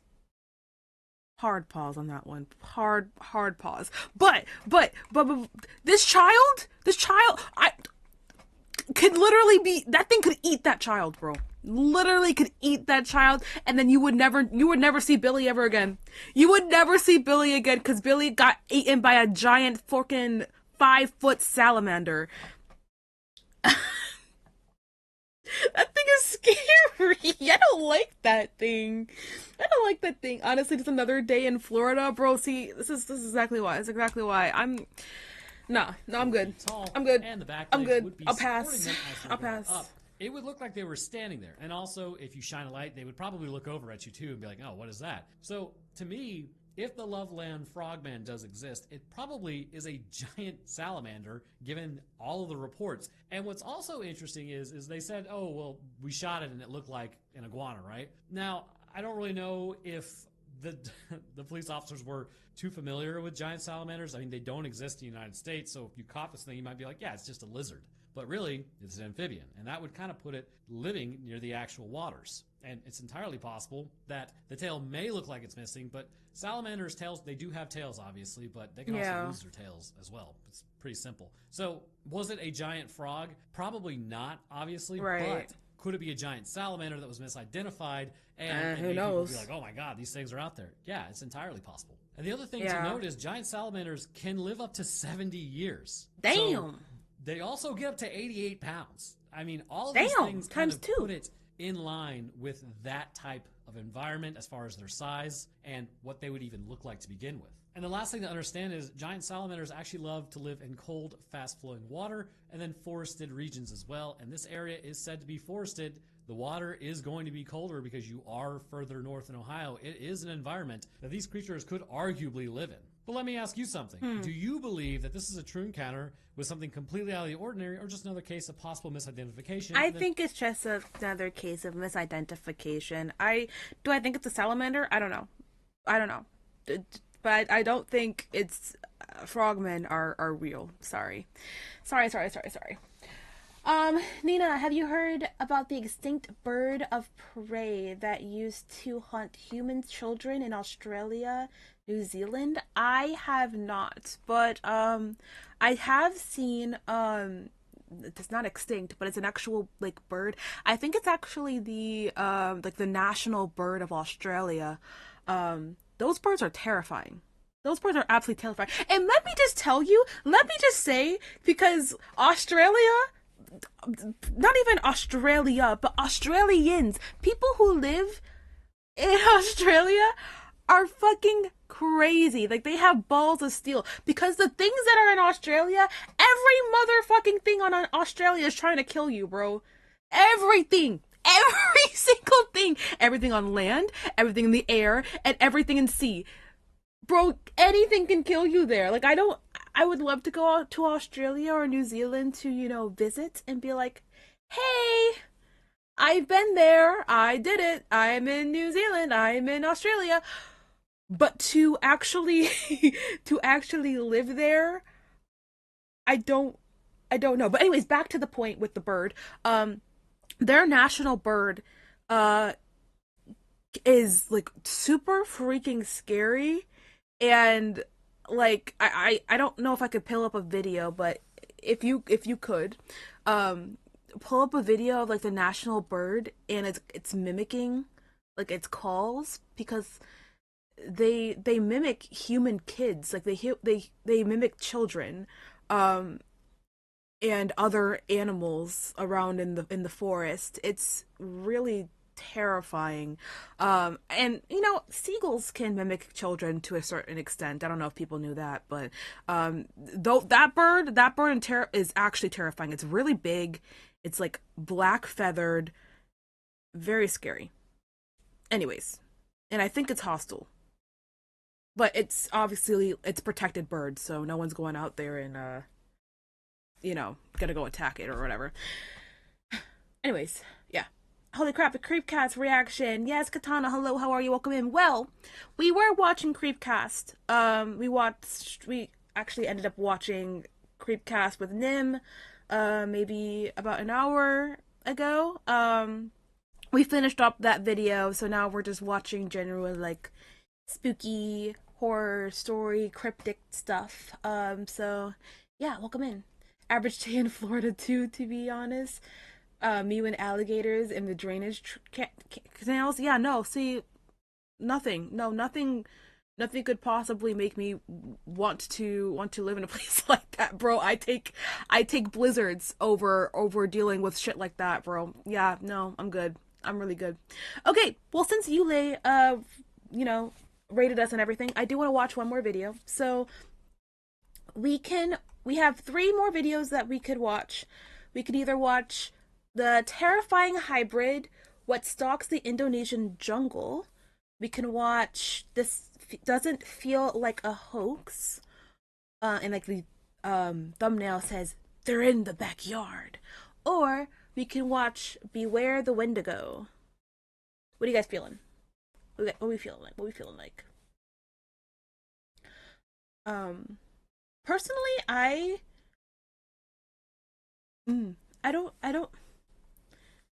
kind of am vibing with the Indonesian jungle. I think that's pretty cool because I don't really know much about Indonesia, and so I don't know. Wendigo is fucked up, bro. Wendigo it is. Let's go watch it. Alright, let me just heart it so we know that we watched it. And open this up. Close this. Alrighty. Let's do it. Too spooky for you? Oh, well, whoops, I already clicked it. So, buckle in, Ada. You can't go anywhere now. Get some snacks, get your closest plushie, get, a pillow or something, because we're diving right in. Legend says that a Wendigo was once a man like you or me. Poisoned by greed and gluttony, the man turned into a pale, gaunt creature with sunken eyes, reaching limbs and an insatiable hunger for human flesh. Always hungry, the Wendigo searched constantly for its next meal. The truth, however, is much worse. My name is Charles Keeper. I'm an investigative reporter for a local paper in Wisconsin. If that sounds impressive, then you have completely the wrong idea about my career. Mostly they sent me out to the middle of nowhere to investigate supernatural events and creatures. Half of the people I talked to were pulling their bullshit stories out of their ass. And the other were hopelessly deluded. Not exactly a perfect job, but hey, whatever puts food on the table, right? Exactly. My last investigation brought me to a small town nestled deep in the northern forests of Wisconsin. So, the curious among you do not seek out this town. I will omit its name, because, trust me, it's for your own good. Ooh, spooky. In any case, the remote settlement made a small buzz after a young man There's a horror living game with his about mother it reported that was two really popular a grisly few years ago. murders. Spooky time, spooky time. One he committed himself. Oh, Until Dawn, yeah. Another he claimed was the work of a Wendigo. The man, who I shall simply call Robert, told authorities he heard a scream while hunting one evening. Following the noise down one game trail, he found his neighbor half-eaten. Oh, while shit. a skeletal white creature stood over him, covered in blood and gore. Robert shot several rounds into the creature and then burned its body. The body of a Wendigo was later identified as that of a man who had gone missing almost 15 years prior. Wow. Robert never stood trial. To get a closer look at the full story, I met first with Robert at his home. I realized it might not have been the smartest idea to visit a confessed murderer on his own property. However, I made certain his mother would join us. Even a crazed killer would not hurt an innocent reporter. Not if her in mom. front of his own mother. Unless mom was crazy too. So I told myself anyways. Their home was a shack, battered and broken by time. Dust fogged the windows and weeds strangled the rickety porch. The front door, where Robert waited eagerly for me... Also, I'm sorry to pause, but I would like to say these are the type of stories that I love to fall asleep to. Like, these make me want to get all comfy. Moving on. He at an angle and swung to even the slightest breeze. "You're here," Robert said. He sounded surprised, but pleasantly so. His lips curled into a wide, yellow-toothed smile and then faltered, falling into a gloomy frown. We shook hands and then headed into the living room to talk. The room smelled of spilled beer and old deli meat. Ew, that's a weird scent. Robert invited me to sit on the couch, no doubt the source of the dizzying stench. I didn't plan on staying long. "Thank you for agreeing to meet me," I said. "I know what you went through really must have been difficult, so I don't want to pry too deep, but please, if you would, recount that day for me in as much detail as you're comfortable with. Our readers are eager to hear the truth." Yes, we are. Robert shrugged. "Ain't nothing. People deserve the truth, even if it's hard to hear." "I couldn't agree more," I said, with a forced smile. "Truth be told, I'm just happy someone wants to hear my story. The newspapers, you read them, they make me out to be some lunatic killer." "Well, I work for a newspaper," I said. "But we're dedicated to all sides of the story. That includes your side. So whenever you're ready," I pulled out a notebook and pen. Scratching his head, Robert glanced up to the table.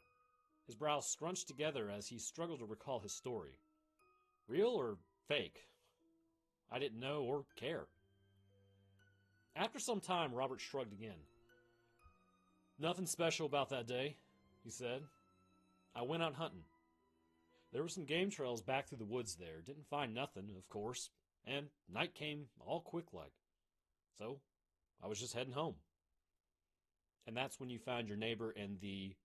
He nodded. "Wasn't 3 yards from my backyard, if you can believe it. I couldn't. At first, I didn't see nothing. Like I said, night came all quick-like.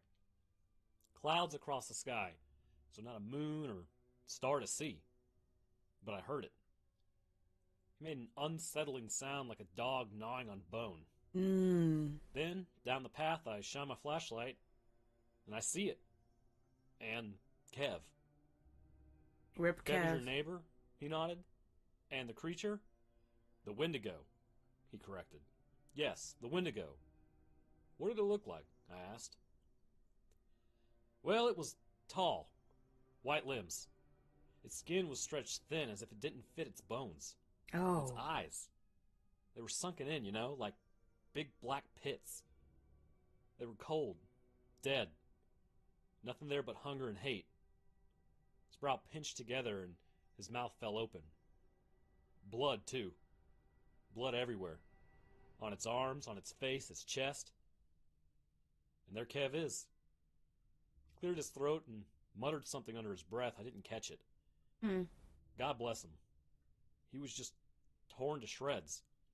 And that beast, that Wendigo, still had bits of him in its teeth. Oh, man. Well, I got my Ruger and I pumped 5 shots into it, no hesitation. You and Kev were close? Good guy. We hunted together on occasions. Moss says he went looking for me in the evening, wanted to ask me something. Now I'll never know what. He stared into the distance and said nothing. I was beginning to wonder where his mother was. So far she hadn't even made an appearance, and the longer the silence lingered, the more uncomfortable I felt. Oh, so he started Eventually I made a without quick his cough. mom in the room. The 5 shots, did they kill the creature? Seems so. Howled something awful and fell to the ground, Robert said. But I don't take no chances. I knew what it was as soon as I saw it, and I know the legends. Only fire can kill a Wendigo. So I ran back home, got some gasoline, and lit the fucker up. His face spread into a proud smile. The police identified the Wendigo as... Yeah, I know, Robert interrupted. But I didn't know him. You think it was a man or something else? I asked. Robert shrugged. Could be. They say the Wendigo used to be human. A small, shriveled woman shuffled into the living room. Ain't no human, she said in a harsh, combative tone. Ma, Robert said. I told you before, she said. Wendigo just means evil spirit. It ain't no human. I told you before, Robbie. You think it's a spirit? I asked his mother. I do, she said. You know how many people have gone missing over the past 50 years? 5. Christ, we only have 100 people in this town. Something ain't right in that forest. It ain't natural. You want my advice? Don't go near it. I chuckled. Funny you should say that. I was actually just about to ask if you'd show me where you found the Wendigo. Oh, boy.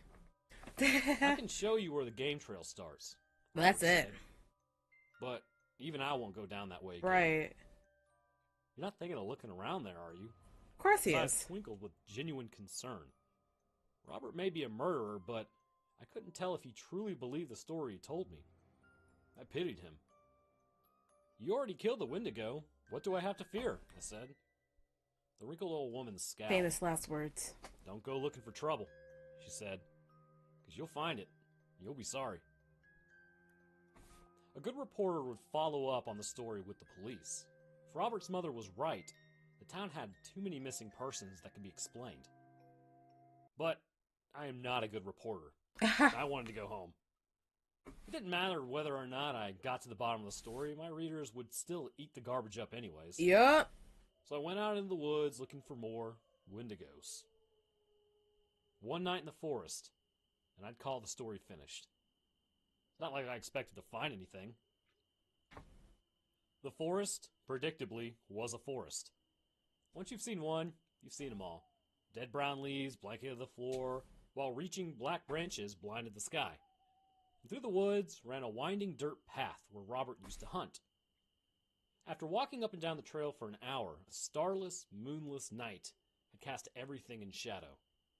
So, I made my camp for the night, I set up a tent and lit a small fire to keep me warm. Once the flames grew tall and bright, I pulled out my notebook. Late in the evening, I heard strange noises, I wrote. Rustling trees, muffled chatter. Shadows shifted among the silhouetted trees. Couldn't have been an animal or a person, but the hair on my neck stood straight up. I didn't feel safe. None of it was true. I hadn't experienced anything outside the forest's usual sights and sounds. As the fire cracked, I sighed. I was tired of spending nights alone in a forest making up stories about fictional creatures. There are much better ways to spend one's time than this, and I guess this is just how I have to make money. I was still young. Maybe I could switch newspapers and write something real for a change. I heard another crack, then another. This time they hadn't come from the fire. Something's Squinted approaching. into the dark forest. It had to be some kind of animal. All sorts came out at night for foraging. Possums, raccoons, skunks, and so on. But as I searched the woods, I saw the branches bend and snap. Oh. The animal was large, a coyote perhaps. What else could it be? Leaves rustled. The sound was close. Whatever it was approaching the fire. I looked long and hard at the source of the noise, and soon I saw an inky shadow passing from tree to tree. "Robert?" I asked the dark figure. "Is that you?" There was no answer. Uh-oh. "Robert." Nothing. Now I was growing a little afraid. Against all logic, I entertained the possibility that maybe Robert and his mother were right. Maybe there were such things as wendigos and evil spirits. God, I hope not. Just in case, I grabbed a log and lit one in on fire. Robert said only fire could kill a wendigo. It was probably bullshit, but, better safe than sorry. Before long, noises stopped. I waited and listened with the flaming log in hand. Minutes passed, one after another, but the forest was silent. After several bated breaths, I finally relaxed. The campfire, which I had all but forgotten about, had burned down to its last few embers. Oh man, The it's getting coals dark. smoldered faintly, so I placed my makeshift weapon on top of it and then tried to coax the fire back to life. Just then, I heard a crunch of leaves close behind me. Ooh. I whirled around, but there was nothing. Only my tent trembling slightly in a cool breeze. I built the fire into a great blaze whose heat and light gave me strength. For hours I watched the flames dance and listened to any noise, big or small. Thankfully, I heard nothing. And by the time the fire finally died, I was exhausted but calm. With my fears behind me, I headed into the tent to rest. It was then I saw it for the first time. The wendigo. Its face, not all human, was a pallid skull adorned with gnarled black antlers Ooh. to fit inside the tent. The towering creature hunched over its limbs, but its body was not pale or emaciated as Robert had described. At one look, it was solid. Solid with black flesh, with muscles wide and bulging. And at the next, it was a gossamer fog. However, I didn't get too long of a look at it before it knocked me out cold with a swipe to the head. Oh, damn. I woke in a dingy cave with a raging headache and a chill running down my spine. I was naked, bound to a rock slab and utterly terrified. Oh! Beside me were two other slabs, each with a pale, naked body on them. Oh! Even in the dark, I could see the curve of bones pressing so tight against their skin. Dude, I thought it sorry. If I were to have gotten knocked out by some mythical creature and woke up naked, I I don't know what I do. I don't know what I do. I'd be like, oh shit, I'm over. It's over. Everything's over. burst. They were dead. They had to be. Yet, when I called out for help, the two bodies stirred suddenly Dude, I heard as if a waking from sleep. Oh, hold on. You're... I heard a footstep in Minecraft on my other monitor and I jumped. Oh no. I've had fantasies about this. Ada! Ada! Ain't no way. They were dead. That's crazy. That's wild. Yet, when I called out for help, the two bodies stirred suddenly as if waking from sleep.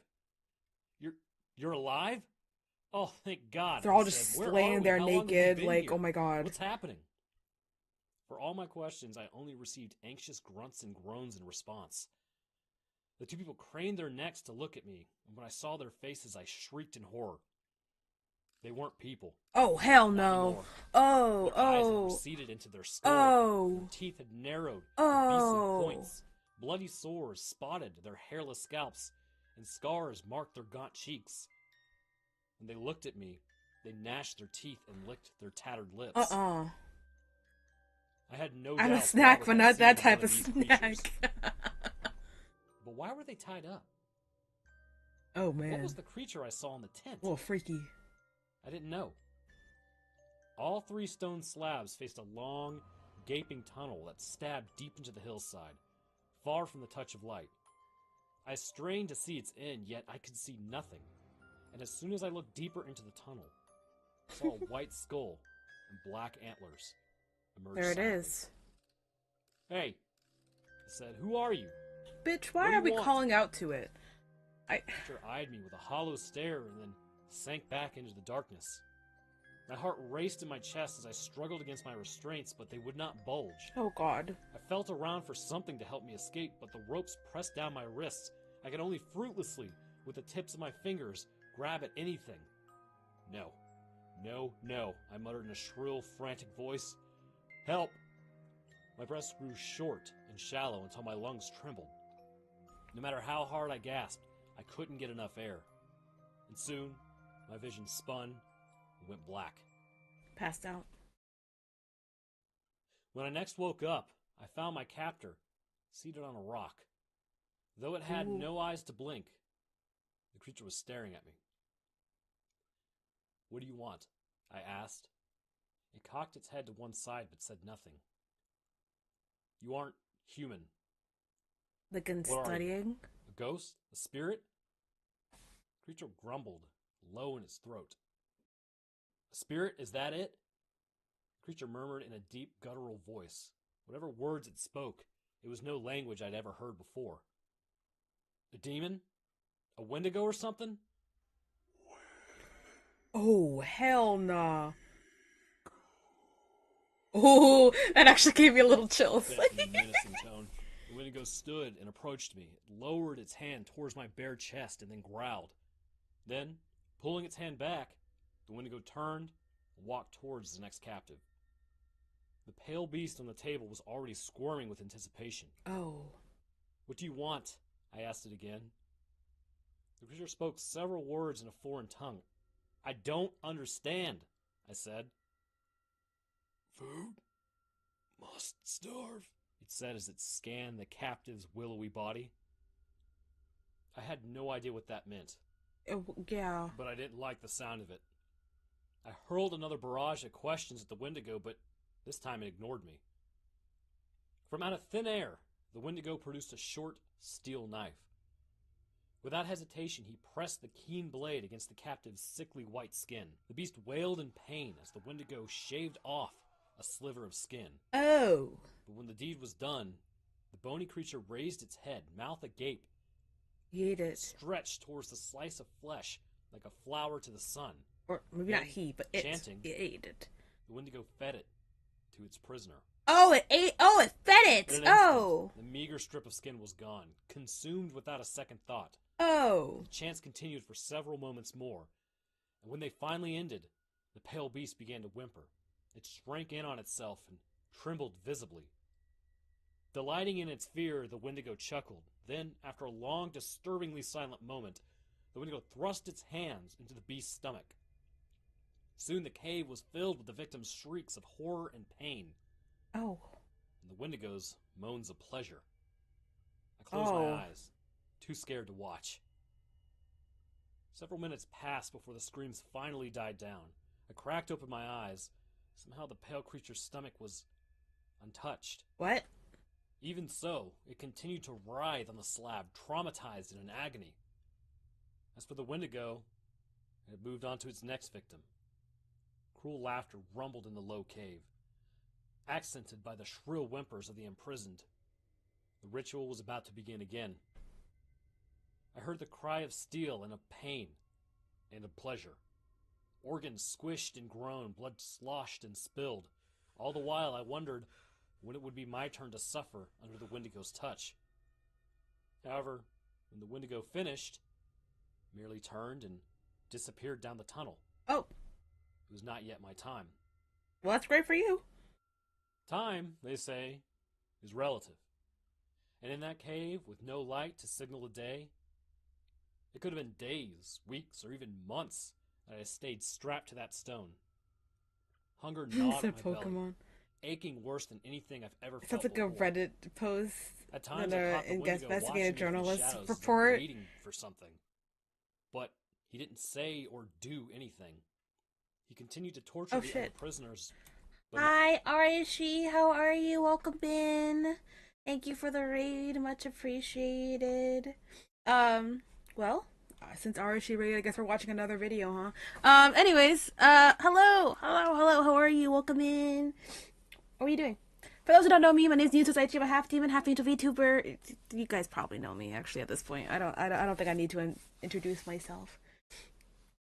Right now we are watching, or more like listening to, a spooky Wendigo story.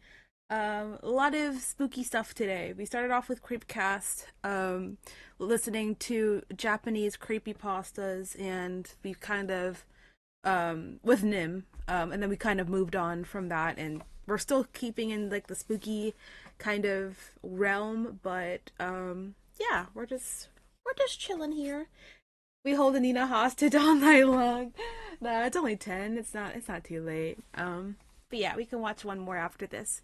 Arashi and readers, if you're doing any after stream care, eat, sleep, drink, use the bathroom, repeat, but not in that exact order, make sure you do so. If not, we'll be here for a little while. Not me.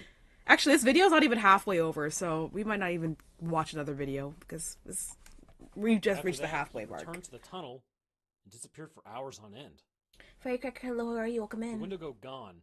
I searched for some way to free myself, but I could think of nothing. One day I heard the wind howl from somewhere behind me. Another day I heard rain patter gently against the stone. The exit couldn't have been too far away, but still too far from reach. In time, the pain of starvation became so unbearable that I could only think of food. I even chewed off the dried flakes in my lips in a desperate attempt to fill my belly. That's crazy. I didn't even touch my hunger. Of course not. God, would have eaten anything if you would have just put it in front of me. Oh, don't say that. Of course, this was exactly what the Wendigo was waiting for. Yeah. Food must starve, it had said. It didn't take long to figure out what he meant. I had watched the Wendigo enough to know it wasn't torturing the other prisoners. It was feeding off their pain, their starvation, their hunger. When the Wendigo stood before me one day, I knew it was time. I had starved enough. My heart quaked when I felt the Wendigo's short steel blade, but I suffered the pain with pride.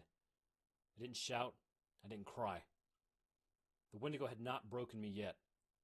When my flesh was forced into my mouth, I spit it back out. Oh, God. A cruel spirit. However, the Wendigo didn't care. It hacked off another chunk of meat, grabbed my jaw in a firm grip, and shoved the flesh down my throat. Oh. As I swallowed, my pride and flesh both, the Wendigo muttered in its demonic tongue. The words meant nothing to me. Even so, I felt a strange sensation seep into my veins as my achy, unrelenting hunger had expanded out of my stomach and into the rest of my body. While I pondered what was happening to me, the Wendigo forced its hands into my abdomen. Its fingers throbbed as they wrapped around my stomach, twisting it and tearing it open. Oh. My entrails surrendered to the Wendigo, bursting under its strong grip. The pain was unimaginable. I roared in agony while the Wendigo moaned in delight. Holy. No man or woman should ever have to endure what I did. Worse than the pain and the Wendigo's pleasure was the knowledge that I could do nothing to stop it. I was helpless. Not just then, but for years. I thought I would grow accustomed to the torture, resigning myself to it. But pain is a funny thing. When you feel it intense enough and often enough, you don't grow numb to it. You grow more sensitive. It traumatizes you. Every moment of every day, you fear it. Scared and helpless. That's what I was for so many years. You may wonder... Holy crap. Wait, hold on, sorry. Taking a break. Oh, you're playing Digimon, nice. what are we watching? We are watching a Wendigo tale from the perspective of a journalist who originally went to the house of the man who saw the first Wendigo and and killed him. Well, quote unquote killed him. Obviously, he's still here. And the journalist, did the journally things and asked the guy the questions. It was like, okay, well, where'd you see it? And he took it upon himself to camp out at night and just write down what he's hearing and all that stuff. And then the Wendigo found him, knocked his ass out, and brought him wherever to where all the other prisoners are. Mind you, that this town has, I think, five people missing. And the journalist was like, well, if I can find the Wendigo, we probably know the cause of these missing people reports. And here they are. They're getting tortured and being fed their own flesh when they're like absolutely starving and going through all this pain and stuff. And the Wendigo is just eating it up. He's just like having a great time with it. And that's pretty much it. Yeah, that's what we're watching. Survived so long with just meager scraps carved from my own body. The Wendigo did something to me and the others. Call it a spell or a curse or whatever you want. But I survived. I survived and I starved, so the Wendigo could feed for years to come. What that creature did, it changed me. Slowly, almost without notice, I became like the other prisoners. My hair fell out, my eyes sank into my skull, and my skin drained of all color. Even my thoughts had started to disappear. He's like becoming one of them? Insatiable hunger. I could only cling desperately to my humanity. I forced myself to recall my favorite songs, my hobbies, my family's faces. But it was all fading so fast. Soon, I knew. Soon there would be nothing. What's more, I heard things. Deep within the lightless tunnel, thin ghostly voices murmured and growled. I caught only the echo of their words, but it was enough to convince me I had truly gone mad. Regardless, I did escape that cave eventually. That faithful day began not with my freedom, however, but with the freedom of another. Oh? Sometime after my feeding, when the Wendigo had returned to its tunnel, one of the prisoners rose from its slab with jagged rock in hand. It walked to the center of the cave and looked at the path behind me, where a soft wind murmured. I could barely believe it. Of course, it was possible. After all, Robert had seen and killed one of these creatures. But how many years had I been there? How many years had it been there? If there was hope for that poor beast, then maybe there was hope for me. Maybe it would even let me go. As the pale creature walked past me towards the exit, I opened my mouth to call for its attention. Nothing came out but a dry croak. After all those years without speech, my body barely remembered how to do it. I poured all my strength into my throat and tried again. Please, was all I could muster. It was enough. The creature turned around and approached my slab. Some humanity lingered in that beast after all. It understood me. It pitied me. It would help me. Or so I thought. Uh-oh. Still clutching the pointed rock, it looked down at me. For once, I could see its eyes clearly. They were utterly black. Its pupils had expanded until they consumed the entire cornea. Wow, that's scary. Inside, I could see nothing. No thought, no emotion, only hunger. Mouth ajar, the beast grabbed my arm and lifted the rock. All I could do was scream. Oh! Oh! Then, appearing suddenly, the Wendigo caught the creature's wrist. Oh! Without a word, the Wendigo dragged its prisoner back to the slab. Oh! Desperate to escape, the creature thrashed at its captor. It clawed and scraped and Oh! bit, though to no avail. The Wendigo took the abuse without complaint. In a last-ditch effort to free itself, The creature grabbed one of the Wendigo's antlers and pulled with all its might. Ooh. A short, twisted chunk snapped off, making the Wendigo howl in pain. For an instant, the creature was free. However, it only managed to take a step before the Wendigo returned to its senses. With the back of its hand, the Wendigo struck its prisoner across the face. Keen, crooked teeth sprayed across the cave. Oh, shit. They tinged against the cold stone like death bells ringing. Fueled by rage, the Wendigo thrust its hand through the creature's chest. Blood splattered over the prisoner beside me, who licked up the hot liquid without remorse. Ew. Now one prisoner short, the Wendigo sighed and muttered something in an ancient tongue. Then it grabbed the bloody corpse and dragged it into the tunnel. Oh my. Halfway down, before disappearing from sight, the Wendigo stopped and looked at me. A shiver ran down my spine. I clutched my fists tightly, and one of them was a tooth that fell like a miracle into my hand. I prayed to any god that would listen not to let that miracle be taken away. And perhaps one of them heard me, because the Wendigo turned around and sank into the darkness. Are we gonna use the tooth to escape? There's no way, right? Uncertain how long the Wendigo's absence would last, I waited. The tooth would be my key home. Really? I had to be smart. As I expected, the Wendigo returned shortly. Oh, we're gonna kill the Wendigo It with the would tooth. not I let actually the don't know slab what's sit going on. empty. So it slipped past me into the free world, where it would soon find another victim. Okay. So it After left the several cave anxious completely. minutes, I began my work. The tooth I had received was a molar. It wasn't sharp enough to cut a rope, so I honed it against the stone slab. It took hours to narrow the tooth to a razor-like point.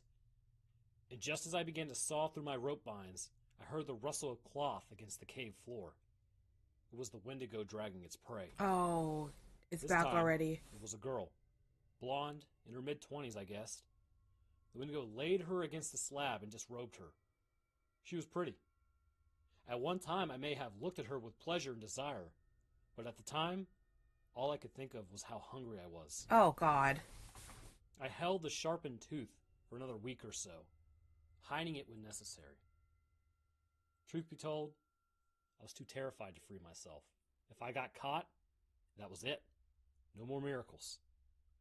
I would be stuck in that cave forever. I needed a distraction. One day, as the Wendigo carved a sliver of flesh from my thigh, Oh. a thin beam of light penetrated our chamber. The light was weak, as if it had come from somewhere far off, but it might have well been the noontime sun. I hadn't seen light in decades. Although the light flickered and slipped away, the sound of footsteps echoed throughout the cave. As soon as it heard the sound, the Wendigo dropped its knife and vanished into the tunnel. What it feared, I couldn't say. I mean, your guess is as good as mine, but it was an opportunity, and I took it. Yeah. I frantically dug the tooth into my rope binds. Not long after the footsteps, I heard voices of 3 men calling out for someone. I didn't know the girl's name, but I could only assume that they were looking for her. The ray of light flashed our way again, this time wider and stronger. I glanced at the girl. She struggled against her own binds, but to no avail. Her lips moved, but no words came out. Starvation had drained all of her energy. She was helpless, just as I had been so many times before. But not this time. This time, I would be free. I hacked through my restraints, even as the men's voices faded along. No, it's not the thin guy. shifting It's light. he's Knees reading off wobbly, of I like a pushed myself to my story. feet. I gave one last look at the depthless black tunnel and left as quickly as my legs would allow. The whole time I wondered if the Wendigo would drag me back to the slab or kill me as it had done to the other prisoner. However, luck shone on me that day. After several minutes of raggedy breath and throbbing anxiety, I stumbled through the mouth of the cave into freedom. For a man that had not seen the light in years, the moon and stars were blinding. And though I shielded my eyes from them, their presence gave me hope and comfort. Gaunt and naked, I ran through the woods in search of civilization. At some point, I collapsed from exhaustion, but when I woke again, I returned to running, bound by fear and hunger. It was midday when I found a dirt path that wove in between the trees. I followed it until I came into contact with a young man on a hike. Naturally, his first response was to scream. Yeah, I would too. "Please, I said. It was the one word I knew I could say. At this time, the hiker responded with kindness and concern. Despite the horrific transformation I had undergone, he could still tell I was a person. Not just that, I was starving and covered in cuts and scars. I'm sorry, the man said. Do you need help? How can I help you? I took a step closer. The man's cheeks were full and red with life, and along his neck ran a plump, juicy vein. Oh no. I tried to speak, but No, don't do it. this time only a hoarse grumble. Don't do out. it. Water? Do you need water? The man asked as he pulled out a plastic bottle from the bag strapped to his back. Food, I said. I took another step closer. My heart roared in my ears, or perhaps it was his heart that I heard. Oh God. Beating strong behind his thick, meaty chest. What the fuck?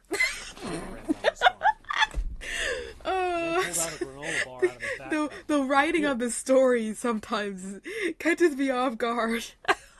Like, what are we listening to? I reached forward to take it, but I didn't want granola. Oh no, you wanted him. I tried. I swear I did. Oh God. Yet even with the Wendigo far behind me, its influence lingered. I swatted away the granola bar and left it in him, scratching him across his neck. Blood coated my nails. Oh. When I licked the dark drops, they tasted sweet as cream. Unbeknownst to me, the man had a knife. He stabbed it into my shoulder and then cut me across the cheek. Oh. The pain was no worse than what I had felt every day in that cave, but I didn't want to suffer anymore. I let go of the man and retreated into a fetal position. Meanwhile, the man ran. To the cops, I presume, because sooner or later, a group of police officers approached me. Oh. Not long after, I found myself in a cell, imprisoned again. Again? At least this time, oh well, I was clothed and fed. Of course, the police had questions, simple ones. For instance, who are you? It took me a second, but I remembered. Charles Keeper, I said. They ran my name through their database, and then they came back with a photo. It was a photo of me. You don't look like that anymore. So different, I barely recognized myself. Yet, it was enough for the cops. Jesus Christ, one of them said. You've been missing for 15 years. Damn! He spent 15 years in that cave? Felt like 50. What happened to you? They asked. Their eyes studied me closely, never once letting up or looking away. I cowered into my knees and I said nothing. When the silence dragged on too long, they held up another photo. Do you know this girl? It was the girl from the cave. I flinched at the sight of her. You do, don't you? I looked up. It hurt to meet their gaze, but I meant it anyways. Please, I said. I didn't want to think about her. I didn't want to think about the Wendigo. Please don't. I can't. Can't what? One of the cops asked. By the color of his face and volume of his voice, I could tell he was angry. She's been missing a week. Her parents are worried sick. They want to know what happened to their baby, and you can't tell Bro, us? she's a goner. She's a goner. I stuttered. You ain't getting her back. We won't believe you? Another cop finished. I nodded. Go on, try us. If you tell us where she is, maybe we'll forget about that man you assaulted in the forest, another cop added. I had no choice. They wouldn't let me leave until I told them, so I did. I told them everything. At times, I caught them looking among each other, thinking no doubt that I had gone mad. Right. But on the whole, they were pretty receptive. They tried to make reason of my story. Maybe the Wendigo was just a man in a costume. Maybe the trauma of my torture had altered my memories. In any case, two of the cops happened to be a part of a search party that was investigating the cave the night I escaped. Even if my story was a lie, it didn't matter so long as they found the missing girl in the cave. They asked me to help them find her. There were simply too many tunnels in that cave for them to find her on their own, but I refused outright. You're right, I wouldn't go back. Bring me back to that cave. Hell no. Couldn't pay me enough. Such a severe panic attack that they let me go without another word. Since then, I have readjusted to life, as best I can anyway. At first, food tasted sour. But for the most part, I've gotten used to it. I just take my steaks rare now. He got so used to the too. flesh She's taste. sweet. She helps me forget about the times I suffered. She doesn't believe my story. I can sense it in her tone of her voice whenever the subject comes up, but she knows better than to tease me. As for the missing girl, the police never told me if they found her. I haven't heard anything from them since they released me. I hope they do find her. I really do. But in the many years that have passed, it never once occurred to me to find out. But also, no one has went out to go find that cave. Like, no one has been able to. This is one story I don't want to see to the end.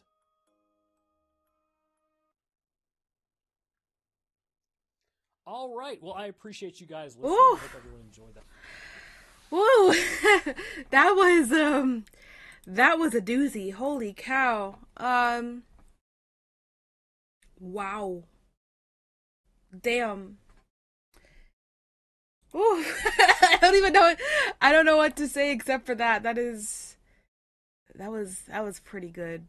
That was pretty good. Alrighty, let me see. Found out my grandpa has addiction to Viagra. No one is taking it harder than grandpa. Oh my lord. Where did that even come from? Where did that even come from? Okay, yeah, damn. Okay, I think that's it. I think I'll end stream there. That video went longer than I thought anyways, so yeah, I think that's where we'll end it. So let me see who is streaming right now.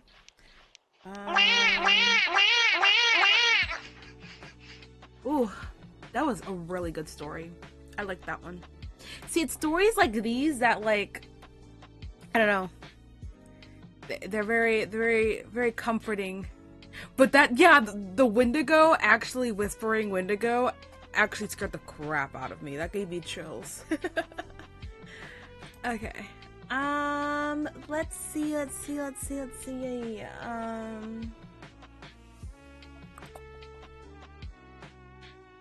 Bubble is streaming. Oh, it's Bubble's birthday celebration.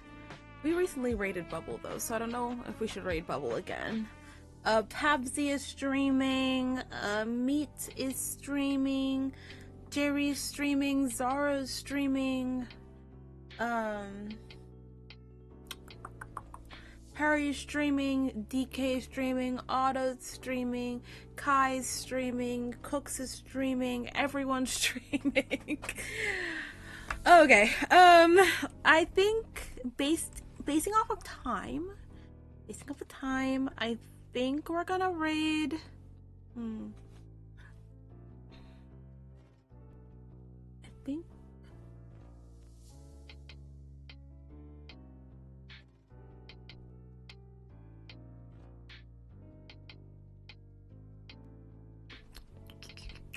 I think we're gonna raid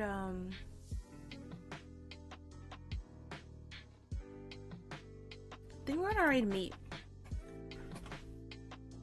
Oh wait, unless Meat is ending. Well, he shouldn't be ending. He's only been streaming for 41 minutes.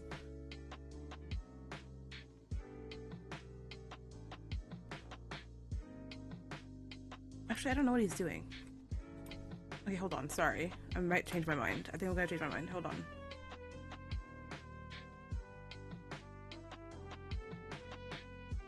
You just raid Cooks. Actually, I don't know how long we'll... Okay, I lied. We're gonna raid Perry. I haven't raid Perry in a while. Okay, anyways, Knife Guy coming in clutch with the save to that guy's sanity. Honestly, yeah. Because, honestly, if he never encountered the Knife Guy, like the hiker, and never actually went, like, to prison to eat, like, the food and talk to the officers, I don't think he would have gotten the help that he needed. I think he might have just, like, would have, I don't know, like, just kept wandering around, or maybe even possibly could have gotten caught again by the Wendigo, or just, like, killed by someone else, like, kind of how Robert did with the other Wendigo, or whatever. Like, yeah. Anyways, yeah, we're gonna raid Perry. If you can't watch all of Perry's streams, it's okay, just leave an emo and be anywhere anyway. And if you love Perry as much as I do, just totally follow him because totally deserves it. Right now he's playing Mouse PI for Hire? PI? I don't know. I've never actually heard of this game before, but I saw it and it kind of reminded me of Mickey Mouse. So it's like a black and white game too, which is very interesting. Hold on. Cancel! I lied! Perry just ended stream! Guys, what am I doing? Okay, hold on. Perry just ended stream. I have to go raid someone else now. Ah! No! Okay, I lied. Then maybe we raid... I don't even know if Otto's gonna end stream soon. I don't know who to raid anymore. Hold on. Destiny fulfilled. Sometimes the simplest trolls are the most certain. What challenge did I just conquer? Okay, we're just gonna raid Otto. I lied. Sorry, we're raiding Otto now. If you can't watch all of Otto's shows, it's okay, just leave an emo and be in a way. And if you love Otto, which is I do, totally follow him because he'll deserve it. Right now, he is playing Baldur's Gate 3. Yeah. But sorry, we're jumping around a lot right now. Thank you, Yuli and Arishi, for the raid yet again. Much appreciated. Yeah, for the rest of this week, stream schedule. Tomorrow, I'm streaming Tomodachi Life demo. Once I get paid, which I should be getting paid this week, I do want to buy the actual game. I've been teetering in between whether I want to put myself in the game or if I don't want to put myself in the game. But I do know the first people that I want to make are my mascots, Kuro and Shuro. So, yeah, if I do end up making myself in the game, it won't be like the first few people. So it won't be the first 3 people like of the demo. I want to be made like later on. Yeah, so there's that. And yeah, I think that's all I got. Oh, nope, sorry, I only went to tomorrow. So Wednesday we're playing more Split Fiction. Thursday I'm not streaming, and then Friday is gonna be a very busy day. I'm playing Repo with VTuber siblings in the beginning of the day, so 6 p.m. to 9, and then 9 to midnight we are playing Mario Party. But yeah, have a great day or a great night, and I will see you guys next time. Bye bye.